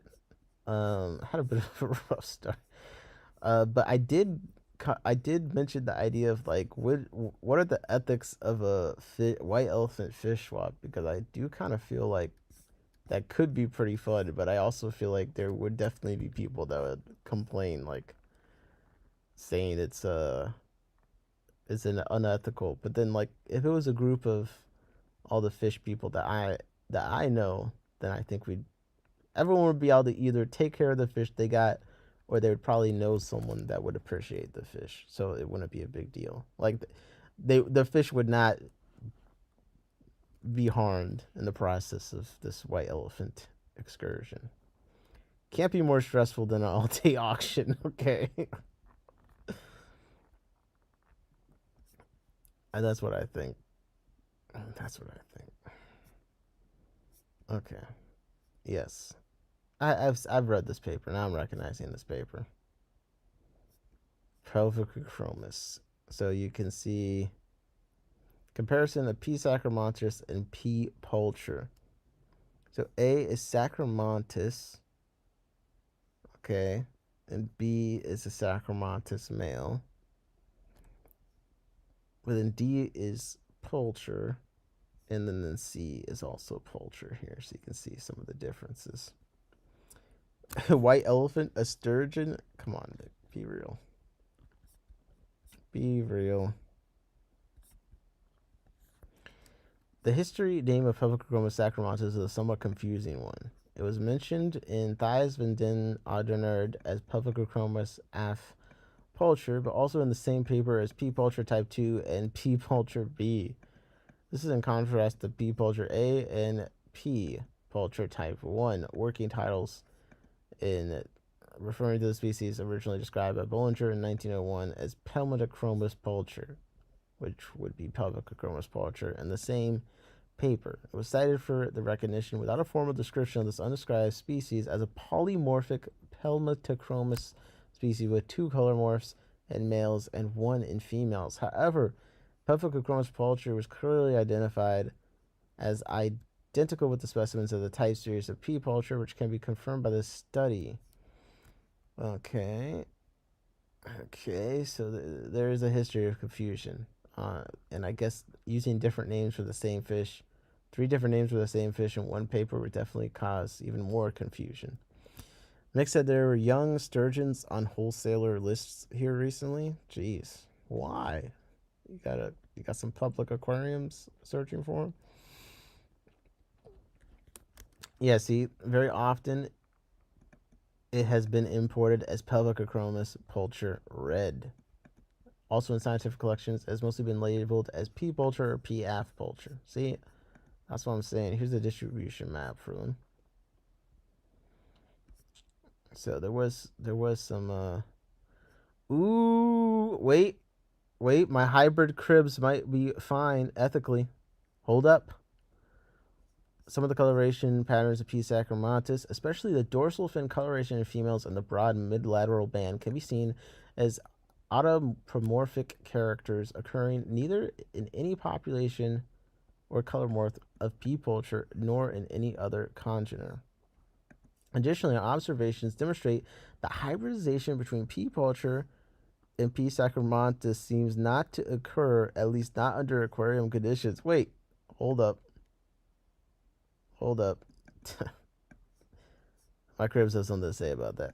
Also, preliminary results of the ongoing study of DNA sequences in Pelvicachromis species revealed 20 differences in the mitochondrial protein coding gene NADH.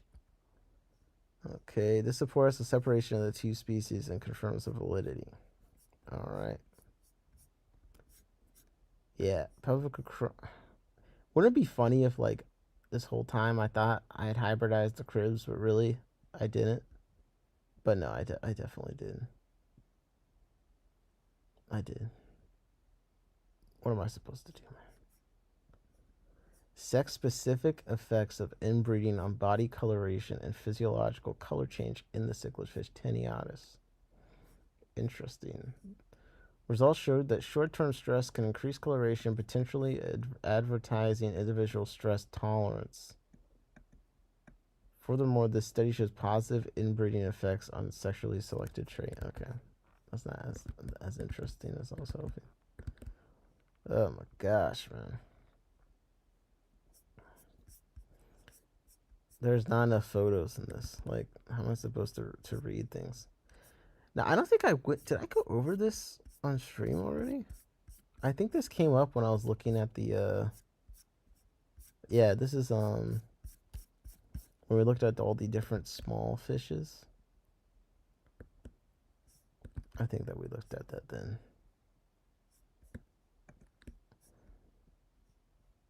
I think we looked at that in. I've kept sturgeon cold aerated water. Excuse me. Let's see. Let's see what's going on here. Mexicali said, okay, I'm off work, sitting at a cigar lounge with cigar and drink in. Time to gossip. You want to hop on a Discord call, Jorge? I'll gossip with you anytime. Come on. Let's gossip. You also have the Pelvicachromis and Pelvicachromis species. You know what? I haven't looked at those at all, really. Pelvicachromis. Let's look at some Pelvicachromis, man. Are these even a fish worth being interested in? No, the question is, will these papers have photos? Because that's what we need. Nick says, nice. Oh, nice, Jorge. Nick wants to gossip too? It's crazy.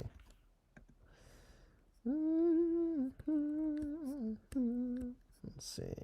Well, chorus fact sheet. Okay. Okay. Social scent. Oh, diversification of riverine cichlids. Oh, that kind of looks cool. Yeah, let me download this mysterious PDF. Why not? Parasite diversity of introduced fishes. And Lake Victoria. That sounds scary. There's a lot of scary things going on with that. We need to look into parasites and stuff more often. Like we haven't really touched on the specifics of disease recently. Pelvicachromis sabinae. That's one that I looked at before. They do look kind of cool. It's kind of like a smaller fish, and they do pop up. They do pop up somewhere regularly.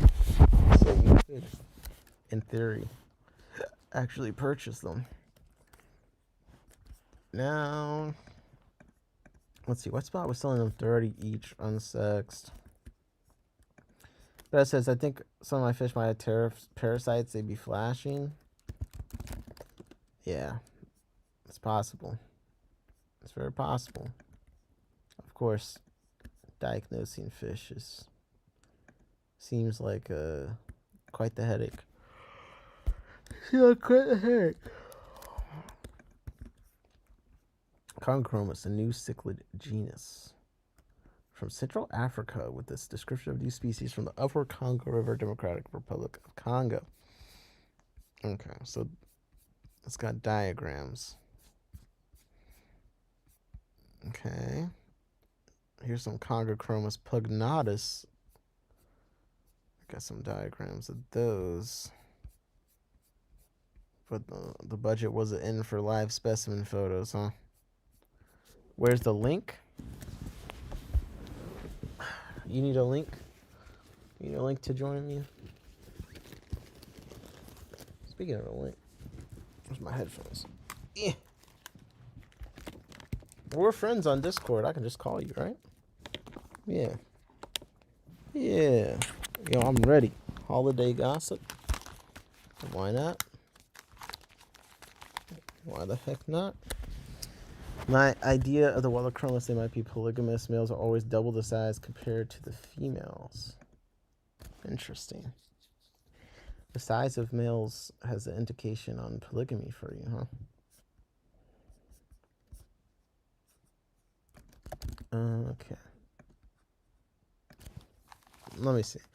I'm calling Jorge on Discord. I'm gonna see if he even answers or if he's just bluffing. Hold up. Hold up a second.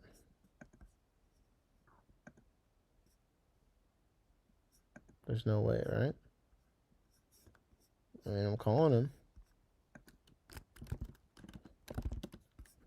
I'm gonna call him a liar. Listen, I tried my best. Okay. Speaking of, has anyone updated their fish list? Let's see if WetSpot actually updated. We got wild Peru, Pyridophyllum scalare, wild type scalare. Come on, let's go. That's what we need. Harsh, we're still going for riverine species. Yeah, streaming water demands strong fish to keep a territory. Of course. That's how it's gotta be. You gotta stay strong, man. You gotta stay strong. But yeah, Jorge, if you do want to gossip, just call me directly on Discord. I try to call you. I sent you a DM. I said liar. If you just hit the call button in there, then we'll get it going. Oh, I want to try these guys once more. Dicrosis filamentosus. Very cool. Very cool fish. They get very long extensions. A lot of color going on.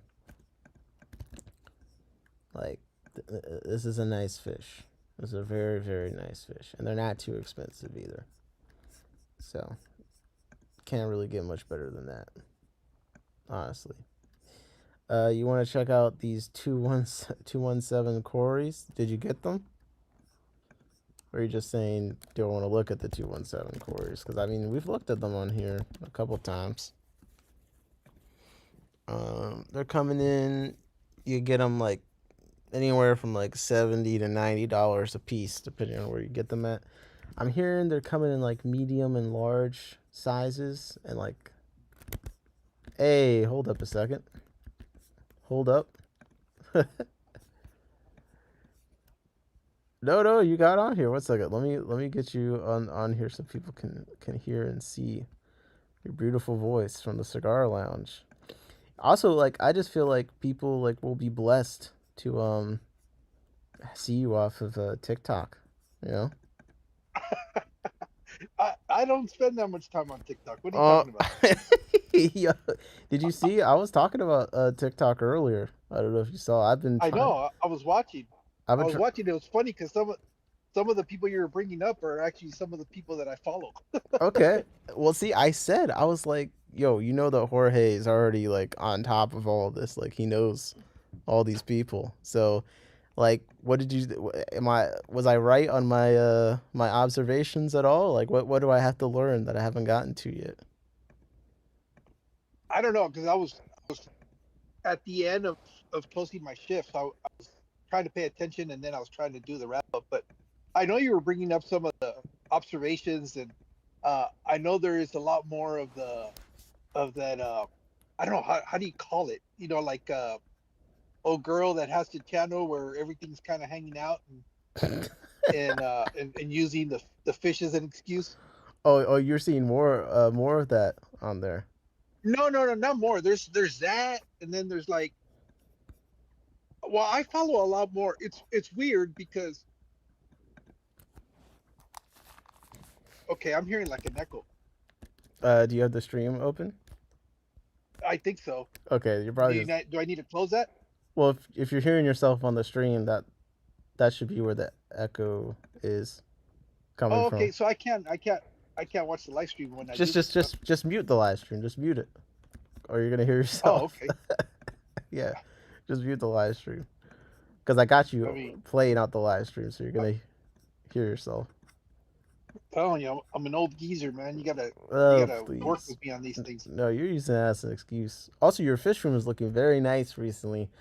I seen on your TikTok, because since you don't post on YouTube anymore, how nice it looks. What are you talking about? I did a terrarium on YouTube. What are you talking about? Wait, are you gonna turn your video on, or you're just audio only?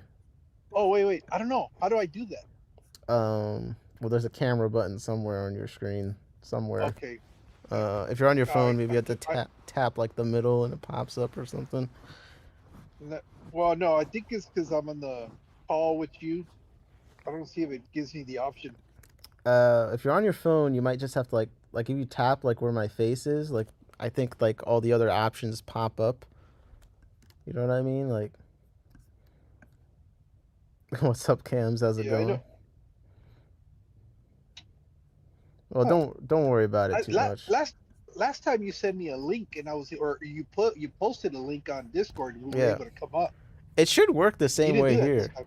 No. This time this is just a private call. Does that make you uncomfortable? Oh no. But I thought we were gonna be talking to everybody, not just you and I. Oh, okay. No, that's a. You know what? We can do a lounge. We can do a lounge situation. Hold up. Yeah. Give me 1 second. We can do that. So right now it's just me and you talking, and everybody's hearing a one. Oh. No, yeah. Right now it's me and you talking, but we can open this up to yeah, we can open this up. So I'm gonna send you the link, and then I'll see you over there. Okay. All right. So we're going to the live on YouTube. Live on YouTube in our Tanks Discord. And let me just I gotta send Jorge the link to it, because if I don't, he'll never find it. Not because he's old. He's not old. Come on, people. Don't be like that. Yeah. Yep. I hear you. And we're gonna get this so everyone can see. Oh my gosh, bro. Yo, they thought that I wasn't gonna stream. Now we're gonna get the best stream ever. We got Mexicali on here. I don't know about the best stream, but you'll definitely get something. Dude, I'll be honest. The one time I went to a cigar lounge, it was really nice. Not gonna lie, it was nice. Oh yeah. It It is a very enjoyable experience.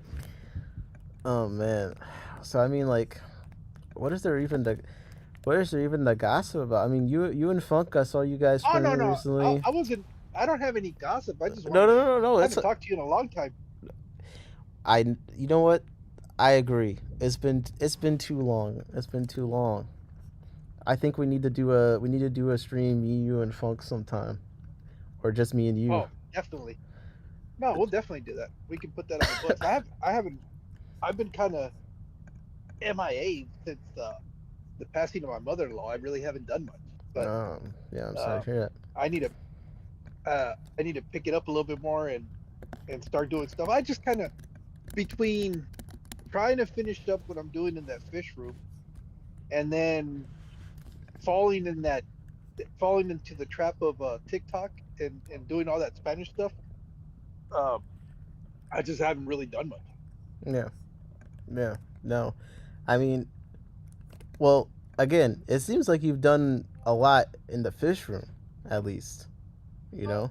Like, if you're not streaming, it seems like a lot's getting done there. Like, I've seen some very nice, like, tub situations with plants growing all out, and you got some very fancy looking tank racks going on. Like, and listen, I know you're not just doing TikTok, but I see the aesthetic TikToks where you're just like, peace and harmony is like the text. It's like the pretty tank setup and stuff. I'm like, yeah, Jorge knows his tanks are looking good these days. He knows.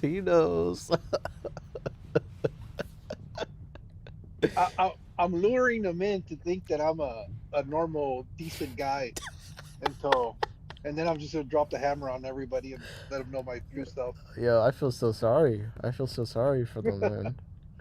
Well, I see you down there though. No, I'm starting my TikTok persona. I mean, it's still gonna be me, but see, on TikTok, I don't mind just being a troll. Like, I'm gonna just be a full troll on there. Like, it's gonna be.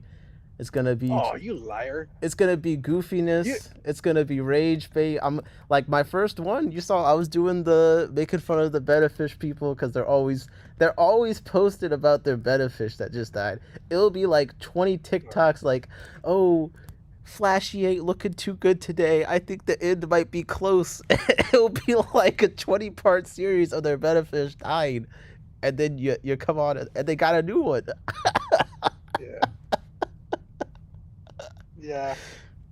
There's a lot of that. Well, I don't get a lot of the Betta stuff though.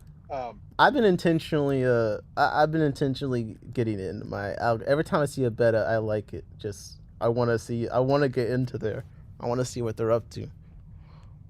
Yeah. One of the things that I found really interesting, and I don't see this on the English side of TikTok, but I do see it in the Spanish side, and I was talking a little bit about it in the last plug that I did, and it's how they form cliques. You get these groups of guys that'll come together, and it's so funny because it's like elementary gangster stuff, because they'll use the same emojis to identify their group. It's like their colors. Okay. It's so hilarious. That's what I like. It is See, so hilarious. we need more gangs on here. Like, bro, we need more tribalism. That would be nice. I haven't seen that yet, but I'm still. I don't see it on the English side. I don't see it on the English side. It's funny because you have like a whole group. These guys are all like hybrids, hybrid cichlids and stuff like that. Okay. And it's the bigger fish, and they all have like these little Chinese characters, and it's funny. And then you have the guys that are like really into like community tanks, and they have like the trident emojis. Oh, the trident emojis, and I think there's like who's the king of the sea? It's Poseidon. Neptune. Yeah. Poseidon. Neptune. That's the proper name. There's you got a little, me. there's a little emoji of him, and they have that in there. It's so funny. I saw it is hilarious. Beto put the trident in there. He's in the group. He's in the clan. I think right now what I'm trying to find more lives to go into, because like I'll go into a live and then I like to be typing wise shit in the chat, you know what I mean, but like their lives are they're very different from the lives that we're used to. What do you feel the main difference is? And what I mean by that is that they're not really necessarily talking about anything hobby related. It's more their day-to-day situations that they have going on. Yep. The only ones that I've come across that really do talk more of the fish stuff is like Clip and Bam and you guys. Yeah. That you guys will be talking about stuff like that. But like there's a guy called Delusion or Delicious or something like that. That guy streams every night, and they're on. It's a group of different guys. They all keep different stuff. You have a guy from Tennessee. It's like a group of 8 people, and they're on every night. I don't know. They must not work. I mean, they are working, man. They're on the live stream grind. Come on, respect it. I guess.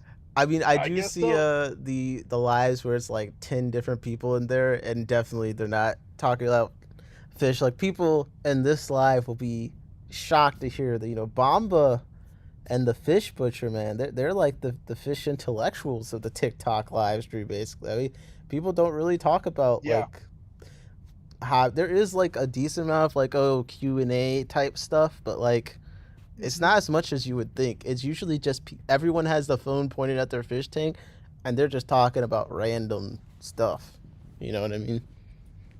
Although one stream I was listening, this guy was just talking about how you would propose to a girl who was also in the fish tanks, and he was talking about like staging a ring and like a clam and going diving and stuff. I'm like, yo, what? Well, you gotta give him credit for the effort and the thought. Yeah. But no. It's funny because the way I look at it is like they're a bunch of friends that just come together and hang out, but they hang out all night. It's just crazy.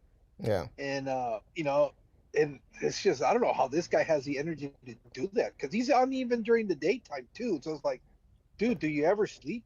And But he's not like a kid. He's not like a kid. He's like an older person, or yeah. Okay. Well, he's gotta be late 20s, early 30s probably. Okay. So he's really dedicated. Yeah. Because sometimes it's like, okay, I get it. These are young. Some of them are like younger people, so I don't have to question like why they have the time to like be on live for forever.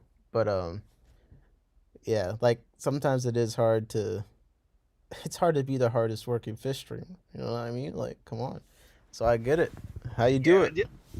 I, I'm kind of disillusioned with TikTok though, because like right now what I'm doing I can't do on TikTok.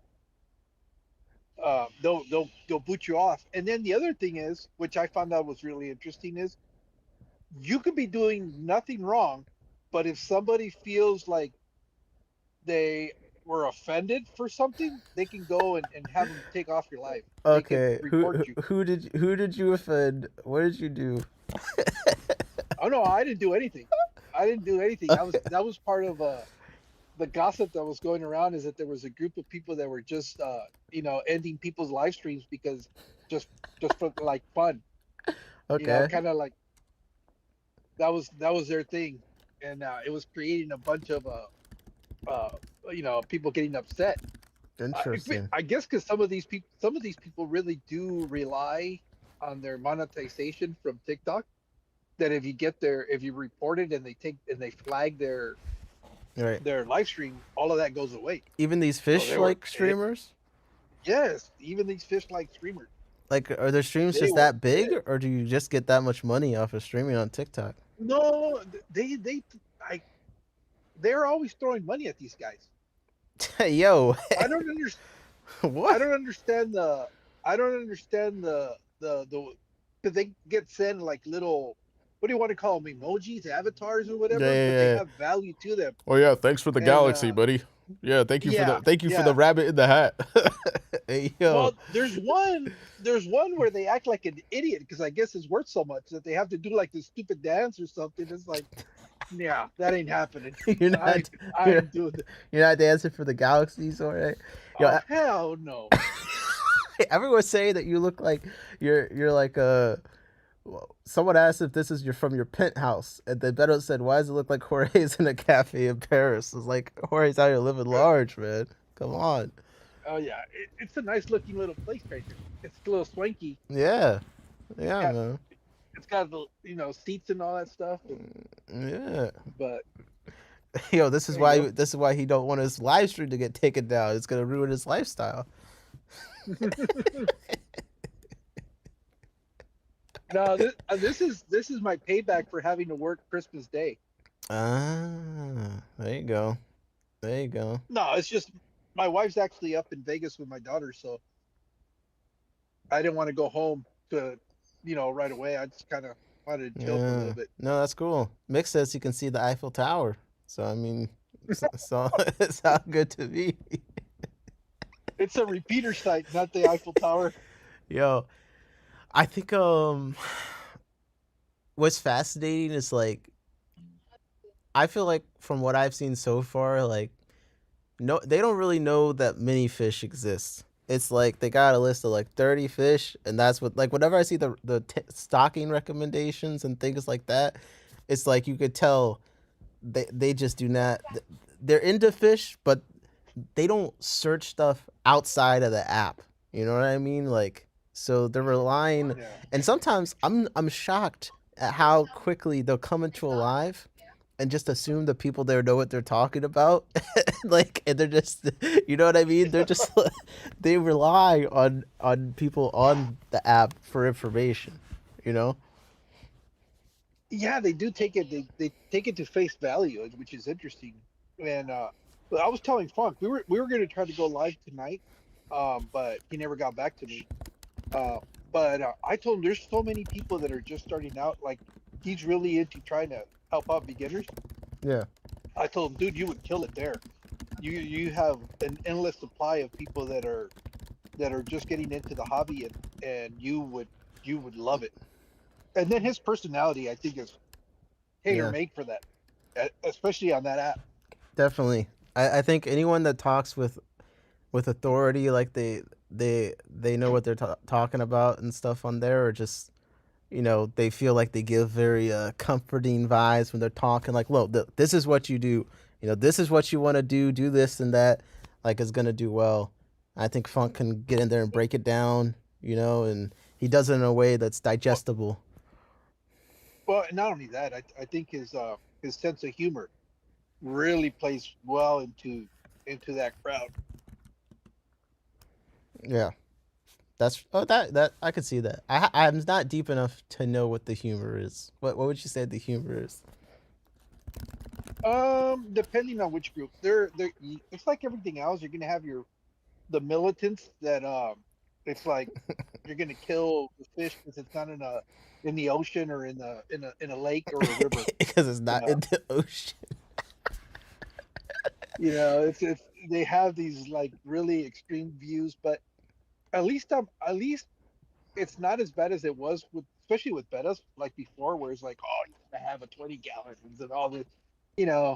There's a lot more people keeping them in 5s and 10s. Okay, that's a Yeah. little bit more manageable, I guess. Well, they have that I was Betta curious Fish care guide graphic. They just post that under every single Betta post. Like that's the comment. Every time it's like these graphics, which is interesting. Like that is something I like. I think I like it about TikTok comments, how you can comment like photos and stuff, because you can't do that on YouTube.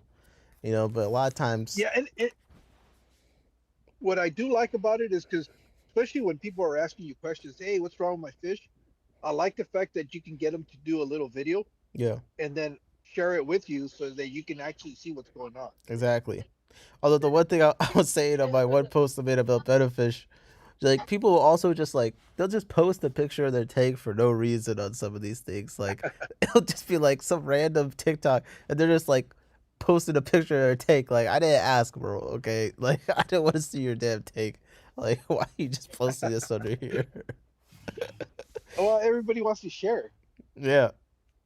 Well, I mean, it's definitely a lot of the relatable stuff is like, oh, when your friends don't care as much about your fish tank as you do or whatnot, but that's why I like talk about the club stuff. Is like, there's so many people that wish there was a place they could go to talk about fish with other people who are into fish, and even some of these accounts. Where I brought up how they only know XYZ amount of fish.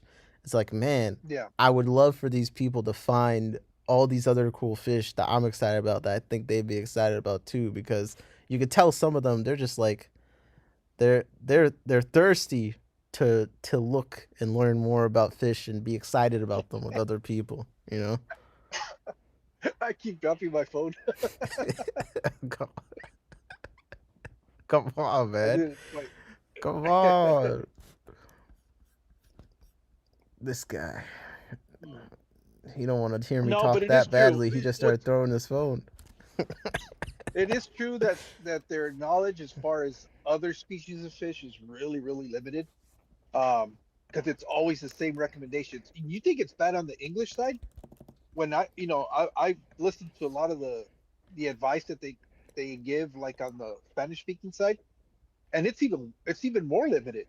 There's like they don't know about Medaka rice fish. They didn't know about those. They had no idea. They didn't know about Goodyears. I was trying to educate them on that. It's like, dude, you guys are sitting on a gold mine. Yeah. And you guys are using them as feeders. Oh, that's interesting. So they have the Goodyears over there, but they're just like feeding them the things. Like, yeah. Wow. They call them feeders. Charales. This just that's a generic term for feeder fish. Oh, so is that why they're all endangered? I'll just mess with No, you. but they don't understand that they're protected or they're close to being extinct. Yeah. And it's funny, the education as far as the education in the hobby level is not there. And I remember I spent like an hour talking about that in a live stream, and they were totally fascinated. They had no idea. And I was telling them, you go to Europe and in the US, and people are paying money for these fish. I mean, you guys are really, really sleeping on this stuff and not paying attention. Right. But it's interesting how different things are done depending on where you're at. Yeah, definitely. I wouldn't have. Well, I guess I haven't thought too much about the hobby in that many other countries, but like, I probably wouldn't have expected for them to be that much, behind other places. Like, I don't know if you would call it behind. I think just the trends are different. Okay. Like right now, well, you said like the education like, wasn't there, so for that example, it was they didn't realize other people wanted to buy that fish. But Yeah, like, what is like some like? that fish. Is it like are they not as into planted tanks, kind of a thing? No, they are. Okay, That's the because that's what I would think planted they'd be tanks. way ahead in that area. No, not necessarily. There's a lot of you see, it's funny. I don't know how to explain it. Well, no, we see it here too, but I guess because I just kind of break that mold. But everything is like CO2 dependent, high brand, like Shishiro lights and all these brand name lights, Okay. and that's what that's what they think a planet tank has to be. Okay. Until they see mine. And then I show them mine, and I go, "No, you don't." So Bomba would fit in perfectly with them. Oh yeah, that's Bomba is exactly the culture that's down there when it comes to planet tanks. That's fascinating. Oh, I feel like Americans in general, like I feel like we're lacking on appreciation for a lot of natural things. So I just like assume just anywhere else, like anything involving more plants and stuff, people are gonna be like more into, cause I just feel like like this hobby they say we're behind from like Europe, right? They always say we're a few years behind from them and stuff like that. And sometimes I just feel like it's just appreciation of certain things is what's behind. Like I feel like we're just now also appreciating other things in relation. Like you see plants are now in general getting more popular, like house plants and stuff are getting more popular. Just appreciation for nature in general seems like it's kind of returning a bit. And I feel like the fish stuff is like part of that. Yeah. Well, like one of the things that I find really interesting is, especially with planet tanks, when you start talking about nano species that you can put in some of these planet tanks, especially when I'm talking to the guys from Mexico, especially Mexico City. Okay. They don't know any, chili rasboras, a lot of the smaller rasboras, they never hardly ever mention them. It seems like neon tetras is the staple, which it's kind of the standard fish everywhere anyways. Yeah. But they do talk about the harlequin rasbora. I guess the common stuff that we find here at some of the big box stores, that's what they kind of gravitate to. But a lot of the others, like pygmy cories are not a thing yet down there. Oh. They don't know about them. Wow. You don't see them in people's tanks. You don't see them mentioned. That kind of stuff. Because I was gonna ask, well, are they into other like the South American, like the FishTogramas and stuff? Because like a lot of the cool fish are from like Brazil and things like that. Like they're not over. The closest thing to a dwarf cichlid is like the rams. That's the one they talk about. Doing rams. Discus are big though. Discus, that's like the what do you call it? I guess the gold, the ultimate fish for them to have when it comes to planet tanks is they all want to have discus. When it comes to planet tanks specifically too, though, like. Well, yeah, just in general, like the most sought out fish are discus. It's like, oh, that's like the flex move. Now there's a couple of guys that have started showcasing some of the dwarf snakeheads. And those are starting to pick up traction too. Ooh, come on! We need the fish industry people to become better lobbyists and like get some of these fish unbanned. That'd be nice. I haven't looked up dwarf snakeheads that much because I don't want to think they're cool and then be sad I can't have any. The dwarf ones are the ones that tend to be the more colorful ones, and they're really nice. It's a really neat fish. But tell me they're like the meanest fish ever. So like I can't keep it with anything, right? Like, yeah, it's a solo tank. Okay. That's really all right. It's a solo. That's fine. Tank. I don't need it. Yeah. You're like me. I can't dedicate one tank to one fish. That doesn't. No, that would be hard to do. Beto asks, are they into aquascaping? Yes, aquascaping. Interestingly, though, it's more like the Dutch style. Ooh, I like Dutch style. More. more Dutch skates. You see a lot of those. So they don't like A lot of the they don't Dutch like skating. hardscape really. They do that and iwagumis, but you don't see like the intricate stuff that you would see like at the competitions. You don't even see like the stuff that you were showing at Aquashella. Mm. Because here's the thing though, they're still under the impression that they have to buy uh, expensive rocks to be able to aquascape. That whole idea of to be able to go collect out in nature is um, mind-boggling to them. They still don't realize that. When I tell them, because they ask me, "Oh, where'd you get your rocks?" I said, "In my backyard." I mean, I just go outside and pick up shit. And they're like, "What?" I need to try and do that. I need to try and do that sometime soon. I don't know if there's anything in my backyard, but I have to find somewhere I can. Well, it's not literally my backyard, but I mean, what I mean is, I just drive a Oh, couple of don't worry. blocks. We I'm know. already in the No, we desert. know you got acres and acres, Jorge. It's okay. You don't have to be humble. We see you at the Eiffel Tower. It's fine. It's fine. Yo, I think I've been saying I was like I think Jorge is the number one person companies should hire for like market research because he's in all the different places. He sees all the different trends.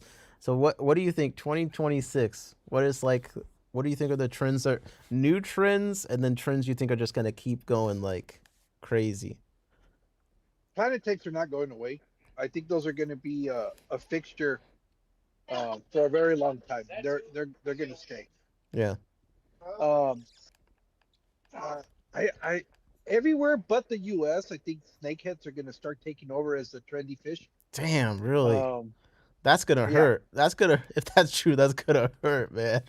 People do not like yeah. not being I able to see. buy things. It's interesting how many people.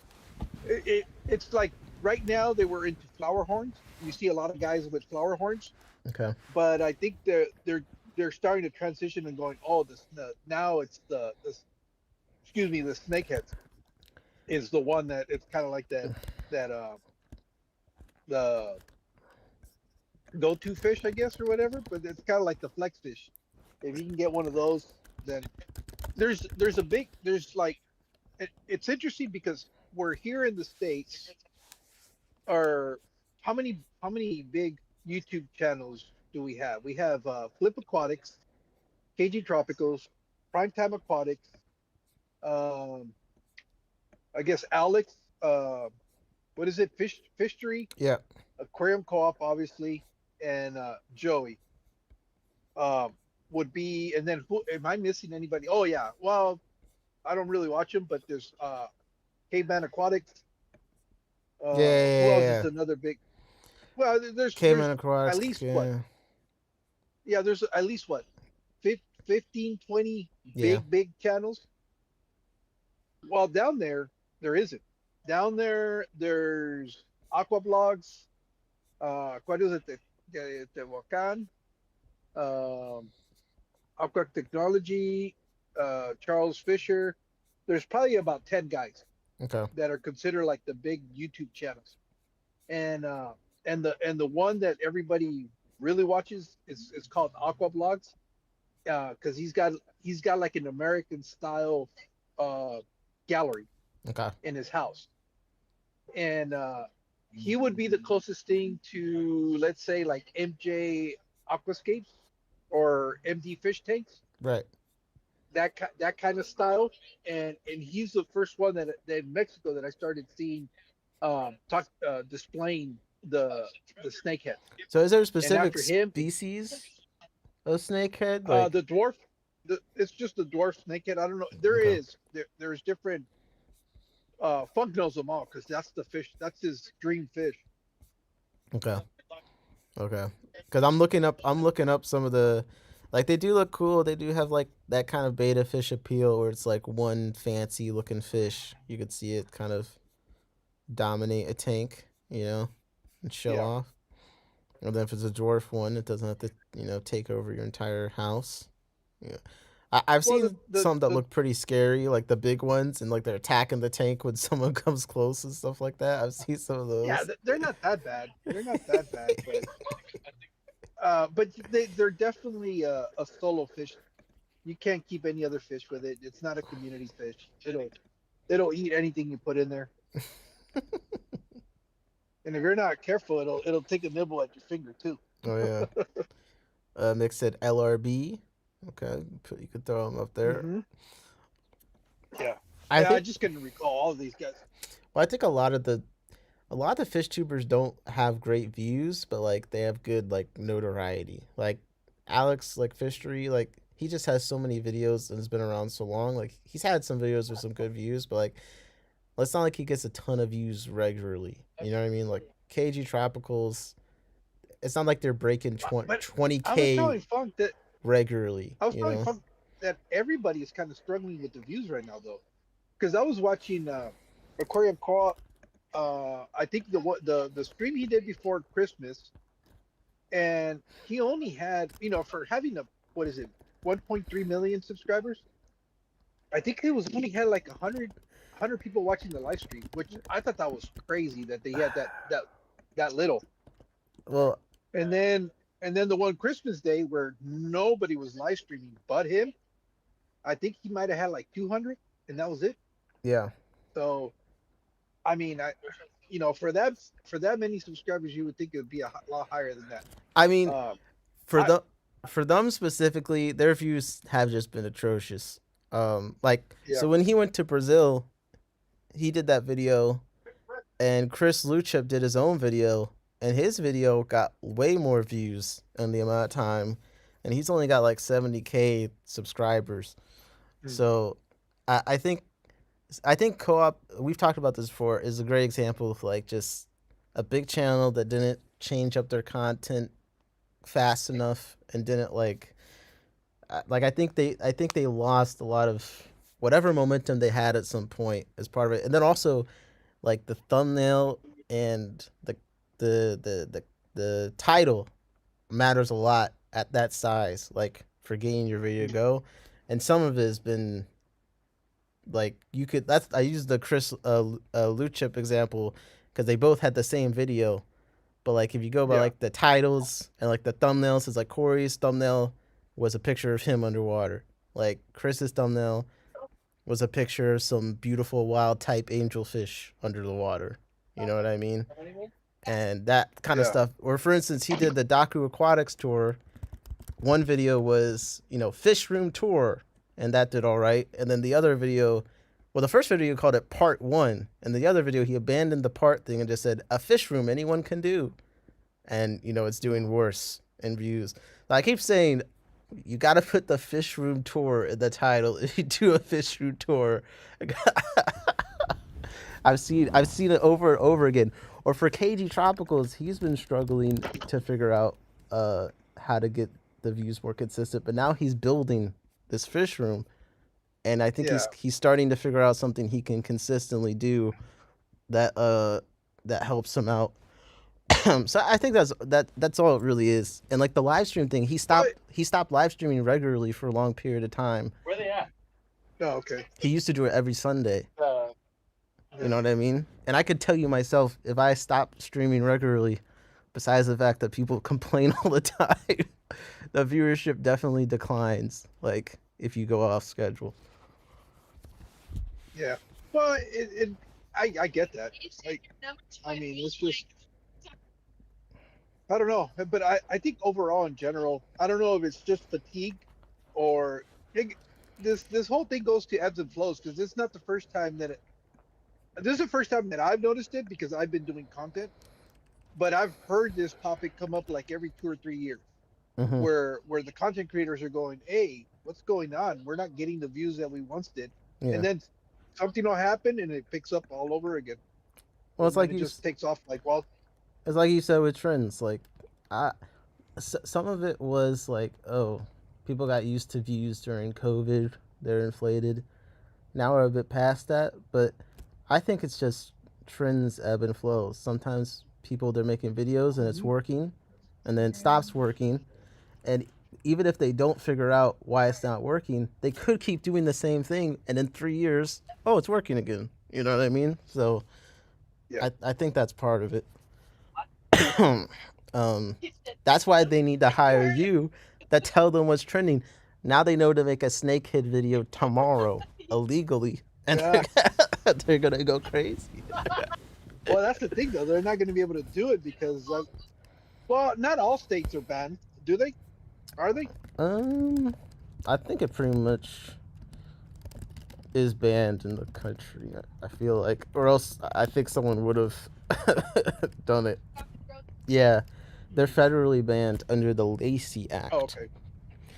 But scientific or educational use, so, you know, big enough channel, find someone that's studying them, go do a video at their lab or something, you know? Could be some cool enough. Or, if going to other countries, go to your friend in another country, maybe in Mexico City, that's got this fancy snake head, and now you could do a cool video and a unique content setting, you know? Well, I might be able to. Well, no, probably not, because I'm not going to go to the fish market that's in Mexico City. But I got an invitation in April to go to an event that they're holding. So we'll see if that happens. Come on, let's go. Send Jorge to Mexico. Let's go. Mexico City. Well, wait, is it being held? Where is it being held? In Mexico City. Okay, it is. Mexico City. All right. Good. There's one there, and there's one in Guadalajara, which is the state of Jalisco, and so I'm gonna see how that works out. Because I don't know, I've never been to Mexico City, so it'll be interesting.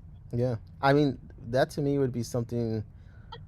I would love to watch more content of someone like going to another country and seeing what the hobby's like there.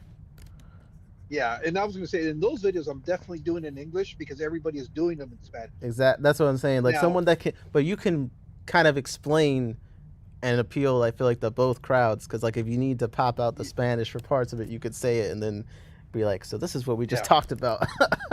You know what I mean? Yeah. What's up, Maven? Shirley?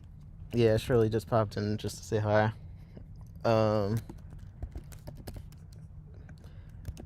Yeah, because I've never, ever seen, heard, or consumed any content about what fish keeping is like in Mexico. So that automatically it's something interesting to me, because I've only really seen when people go over to like the UK, or they're going to some, you know, village in Africa or something like that. That's like the international fish content I've consumed. It's like either UK or in the wild somewhere, you know? Well, that's funny because they have so many places they could go collect in the wild, and you don't see that happening very much. There's very few in the state of Oaxaca.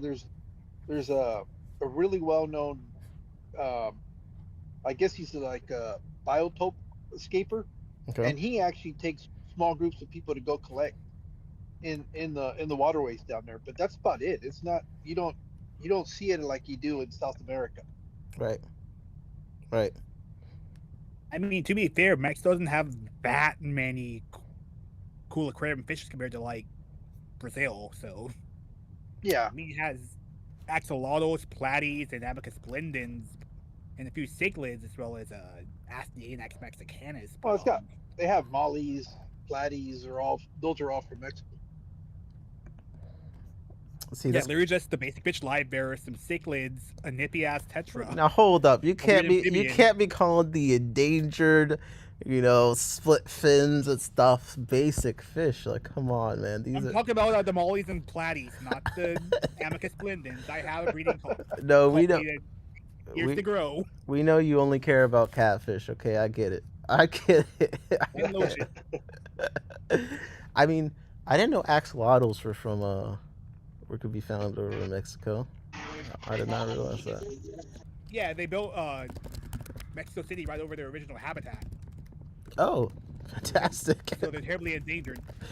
Oh, I mean, they seem to be all over the place in the hobby, so I guess it's fine. Yeah, they're all captive bred. Yeah. I'm not sure what inbred they are, but yeah, they're all captive bred. Okay. No, that's what have you what have you been up to recently? Come on. What's the fish all day. Come on, what's the 2026 aquarium trends, man? Come on. I don't know yet. You have to know, man. You're on the ground floor of catfish research.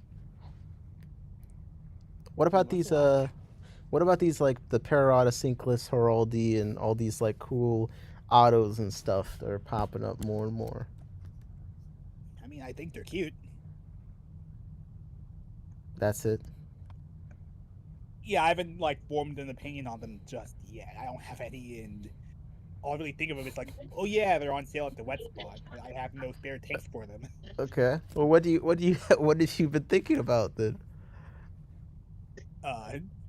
Finishing my latest video.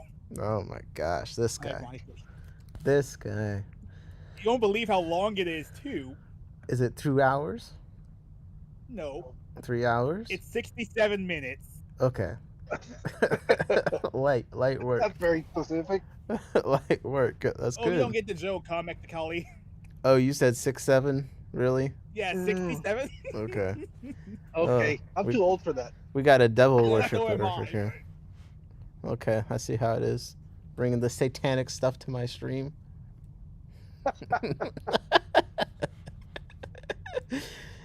If my camera wasn't so shitty and I wasn't unwilling to show my face, I'd do the little 6-7 dance. But There's a dance. Well, I'm Yeah. glad the camera's not on them. Yeah, you make a weird face. You like move your hands up and down like you're juggling. I'm sorry, everyone. Wow. Okay. Mick said some of his friends in Sweden sent wild platies back to Mexico to restart the population in the wild 5 to 10 years ago. Got some conservation breeding projects. That's cool. I know they just recently did the tequila. The tequila goodies.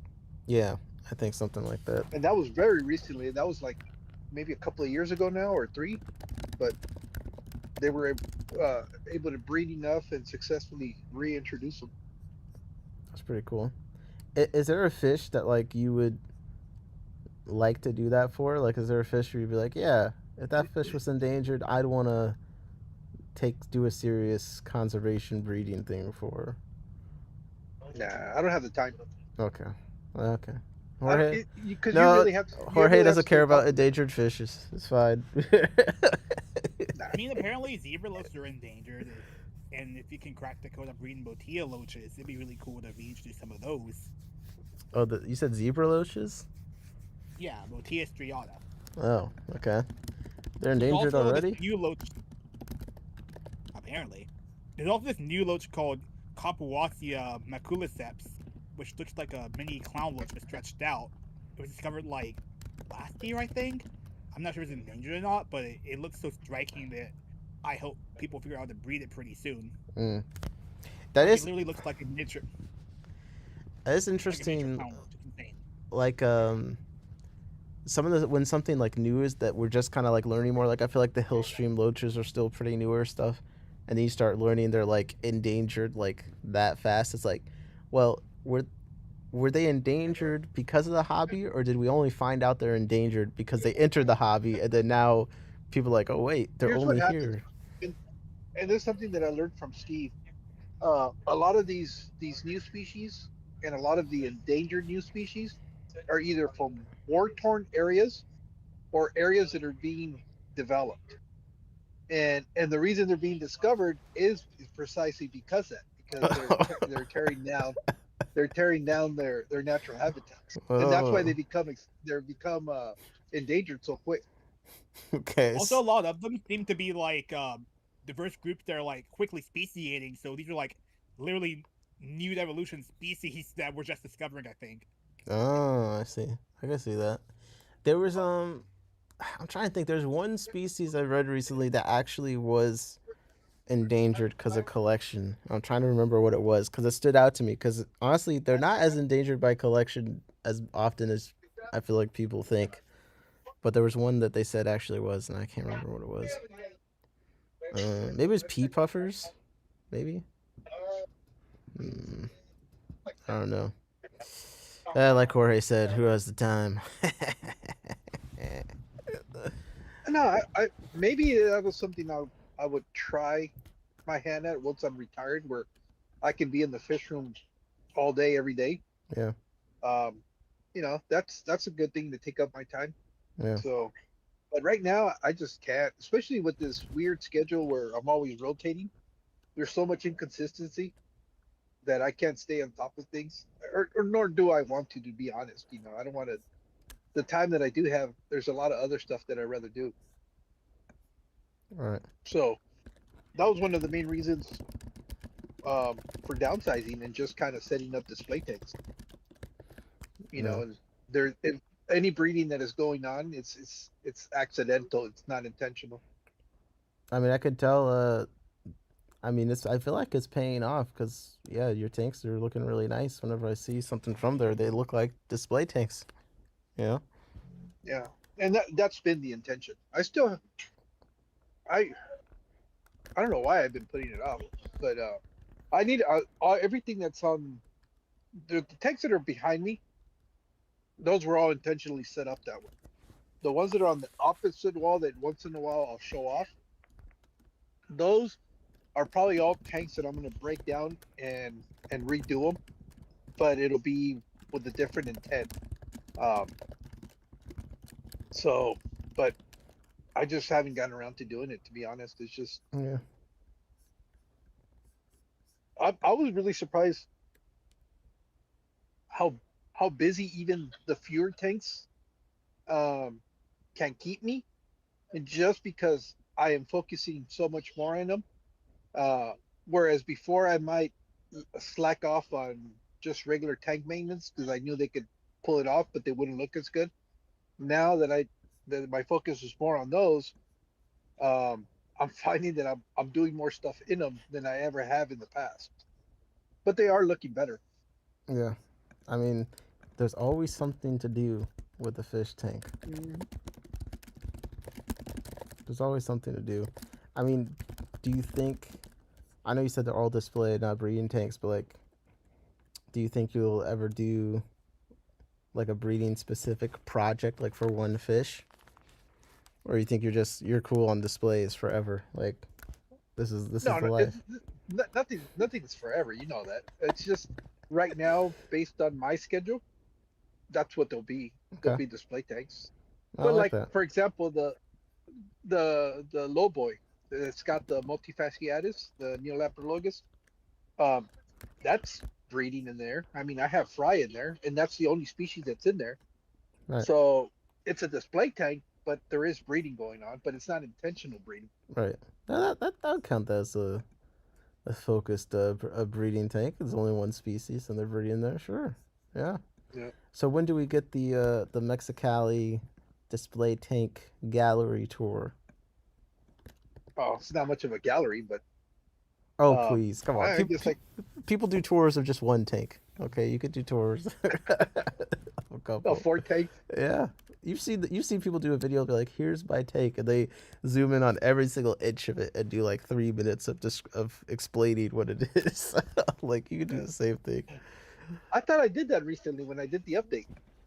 Okay, I must not be tapped in. You didn't put Fish Room Tour in the title, so I didn't see it.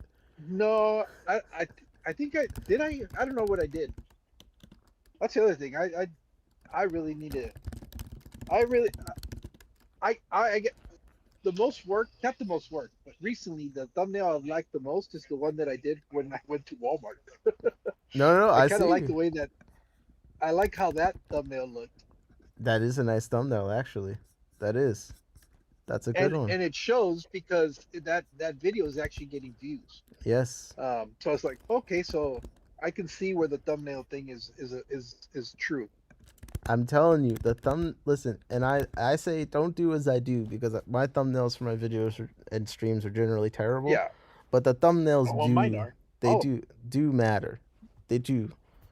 But I put your thumbnail on the screen, Aquarium Ideas from Walmart. It's got the arrow, you got some bright colors, got the yellow, and then you can see the tanks there.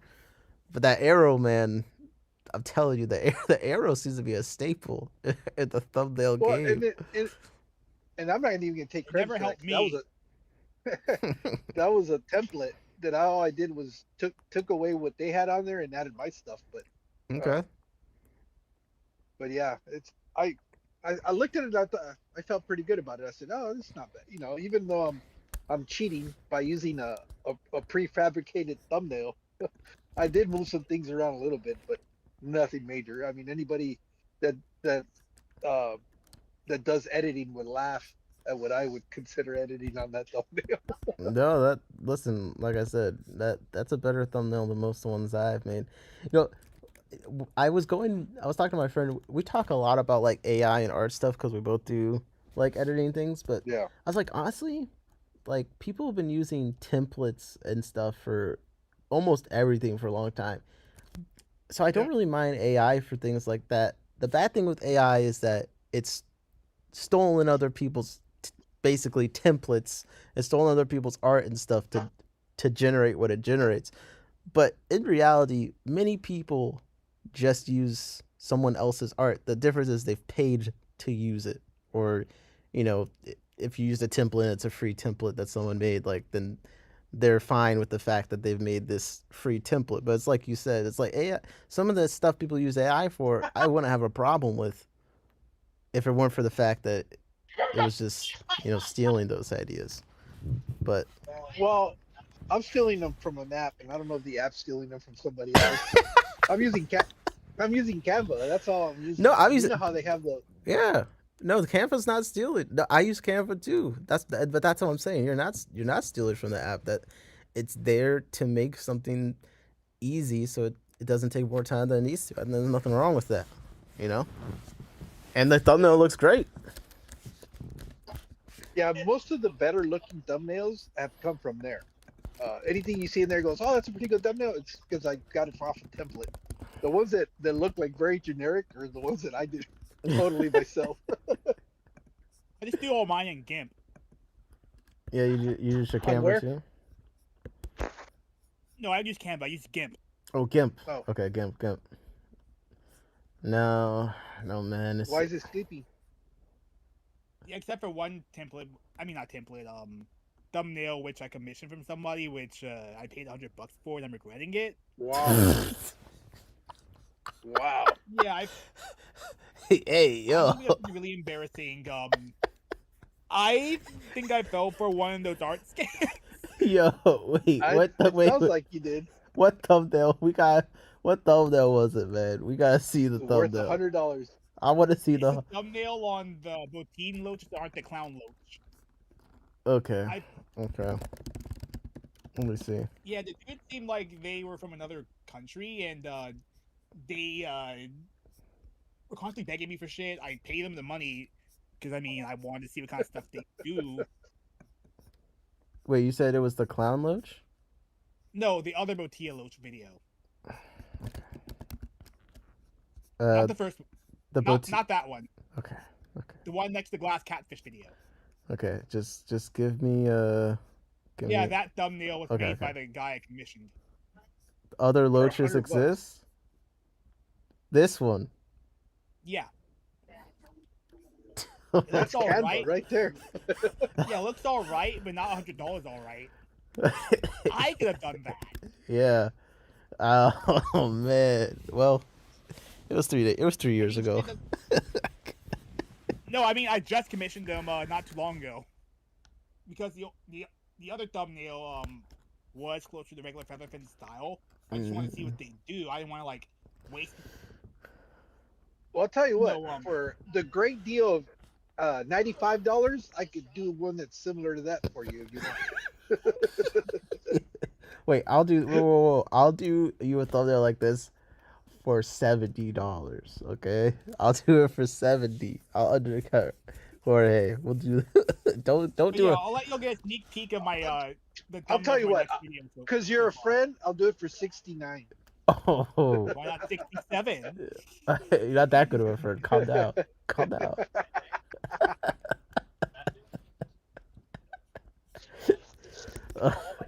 Hey. So yeah, I'm about to DM you my thumbnail for the next video. It's still in the typical Featherfin style. It's just Okay. But wait, how did you just gotta give us the breakdown? But cause I before I get off, I have to know how did this interaction go up to when they say okay, it'll be $100? Did you see it? Like, how did this happen? Okay, so there's this random person that joined a fish Discord I was in. You're like, oh yeah, I do art. Like, huh, artist. Are you legit?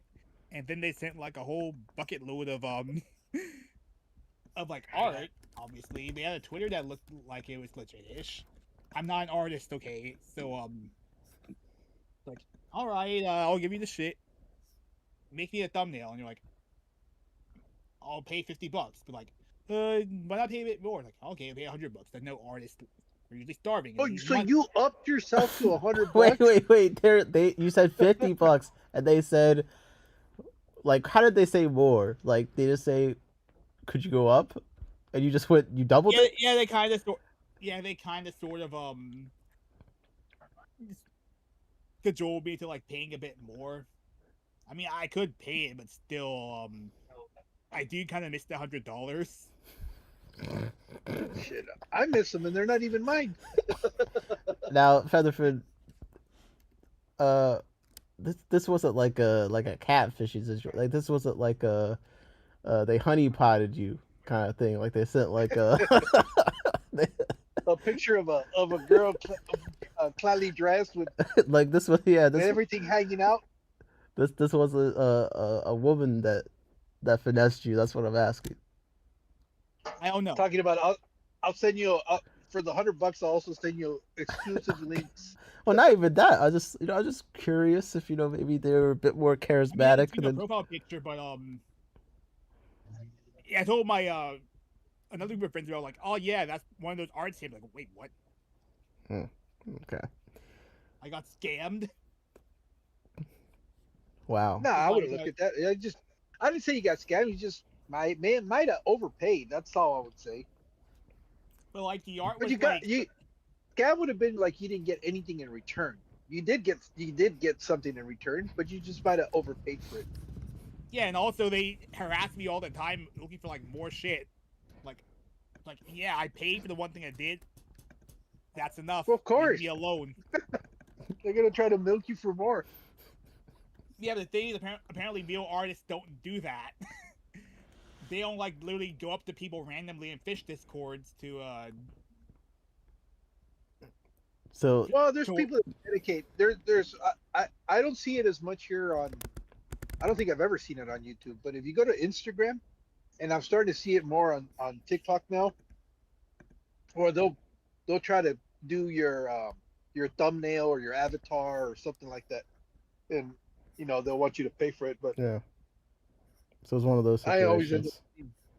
I always end up getting into arguments with them because they want me to change my logo. I said, well, what would you change about it? Well, I'll put some fish in there. I said, yeah, so it looks like everybody else's that's out there. Yeah. Oh, but it's yours is very simple. I said, yeah. Well, I did an exercise with one of those guys, and he left me alone. He never sent me anything else. In Instagram, it's real obvious that it's the same artist that's doing everybody's because they all look almost very similar to their little avatar.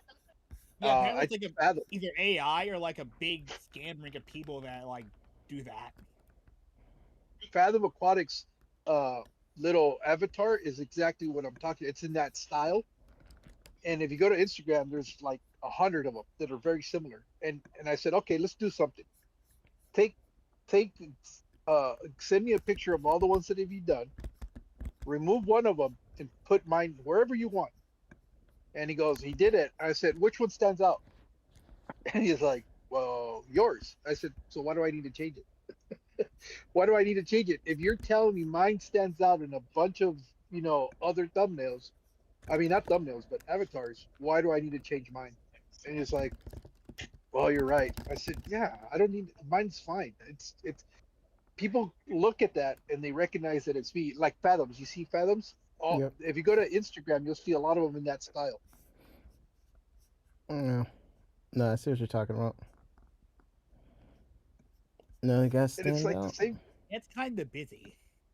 Yeah, exactly. That's what I was trying to tell him. I said, it looks great when you blow it up and you get it into like a 8x10 size kind of image. It's awesome because you can see all the little details.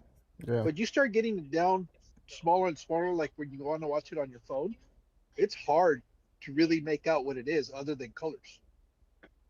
Yeah, it's why the Featherfin logo is the way it is.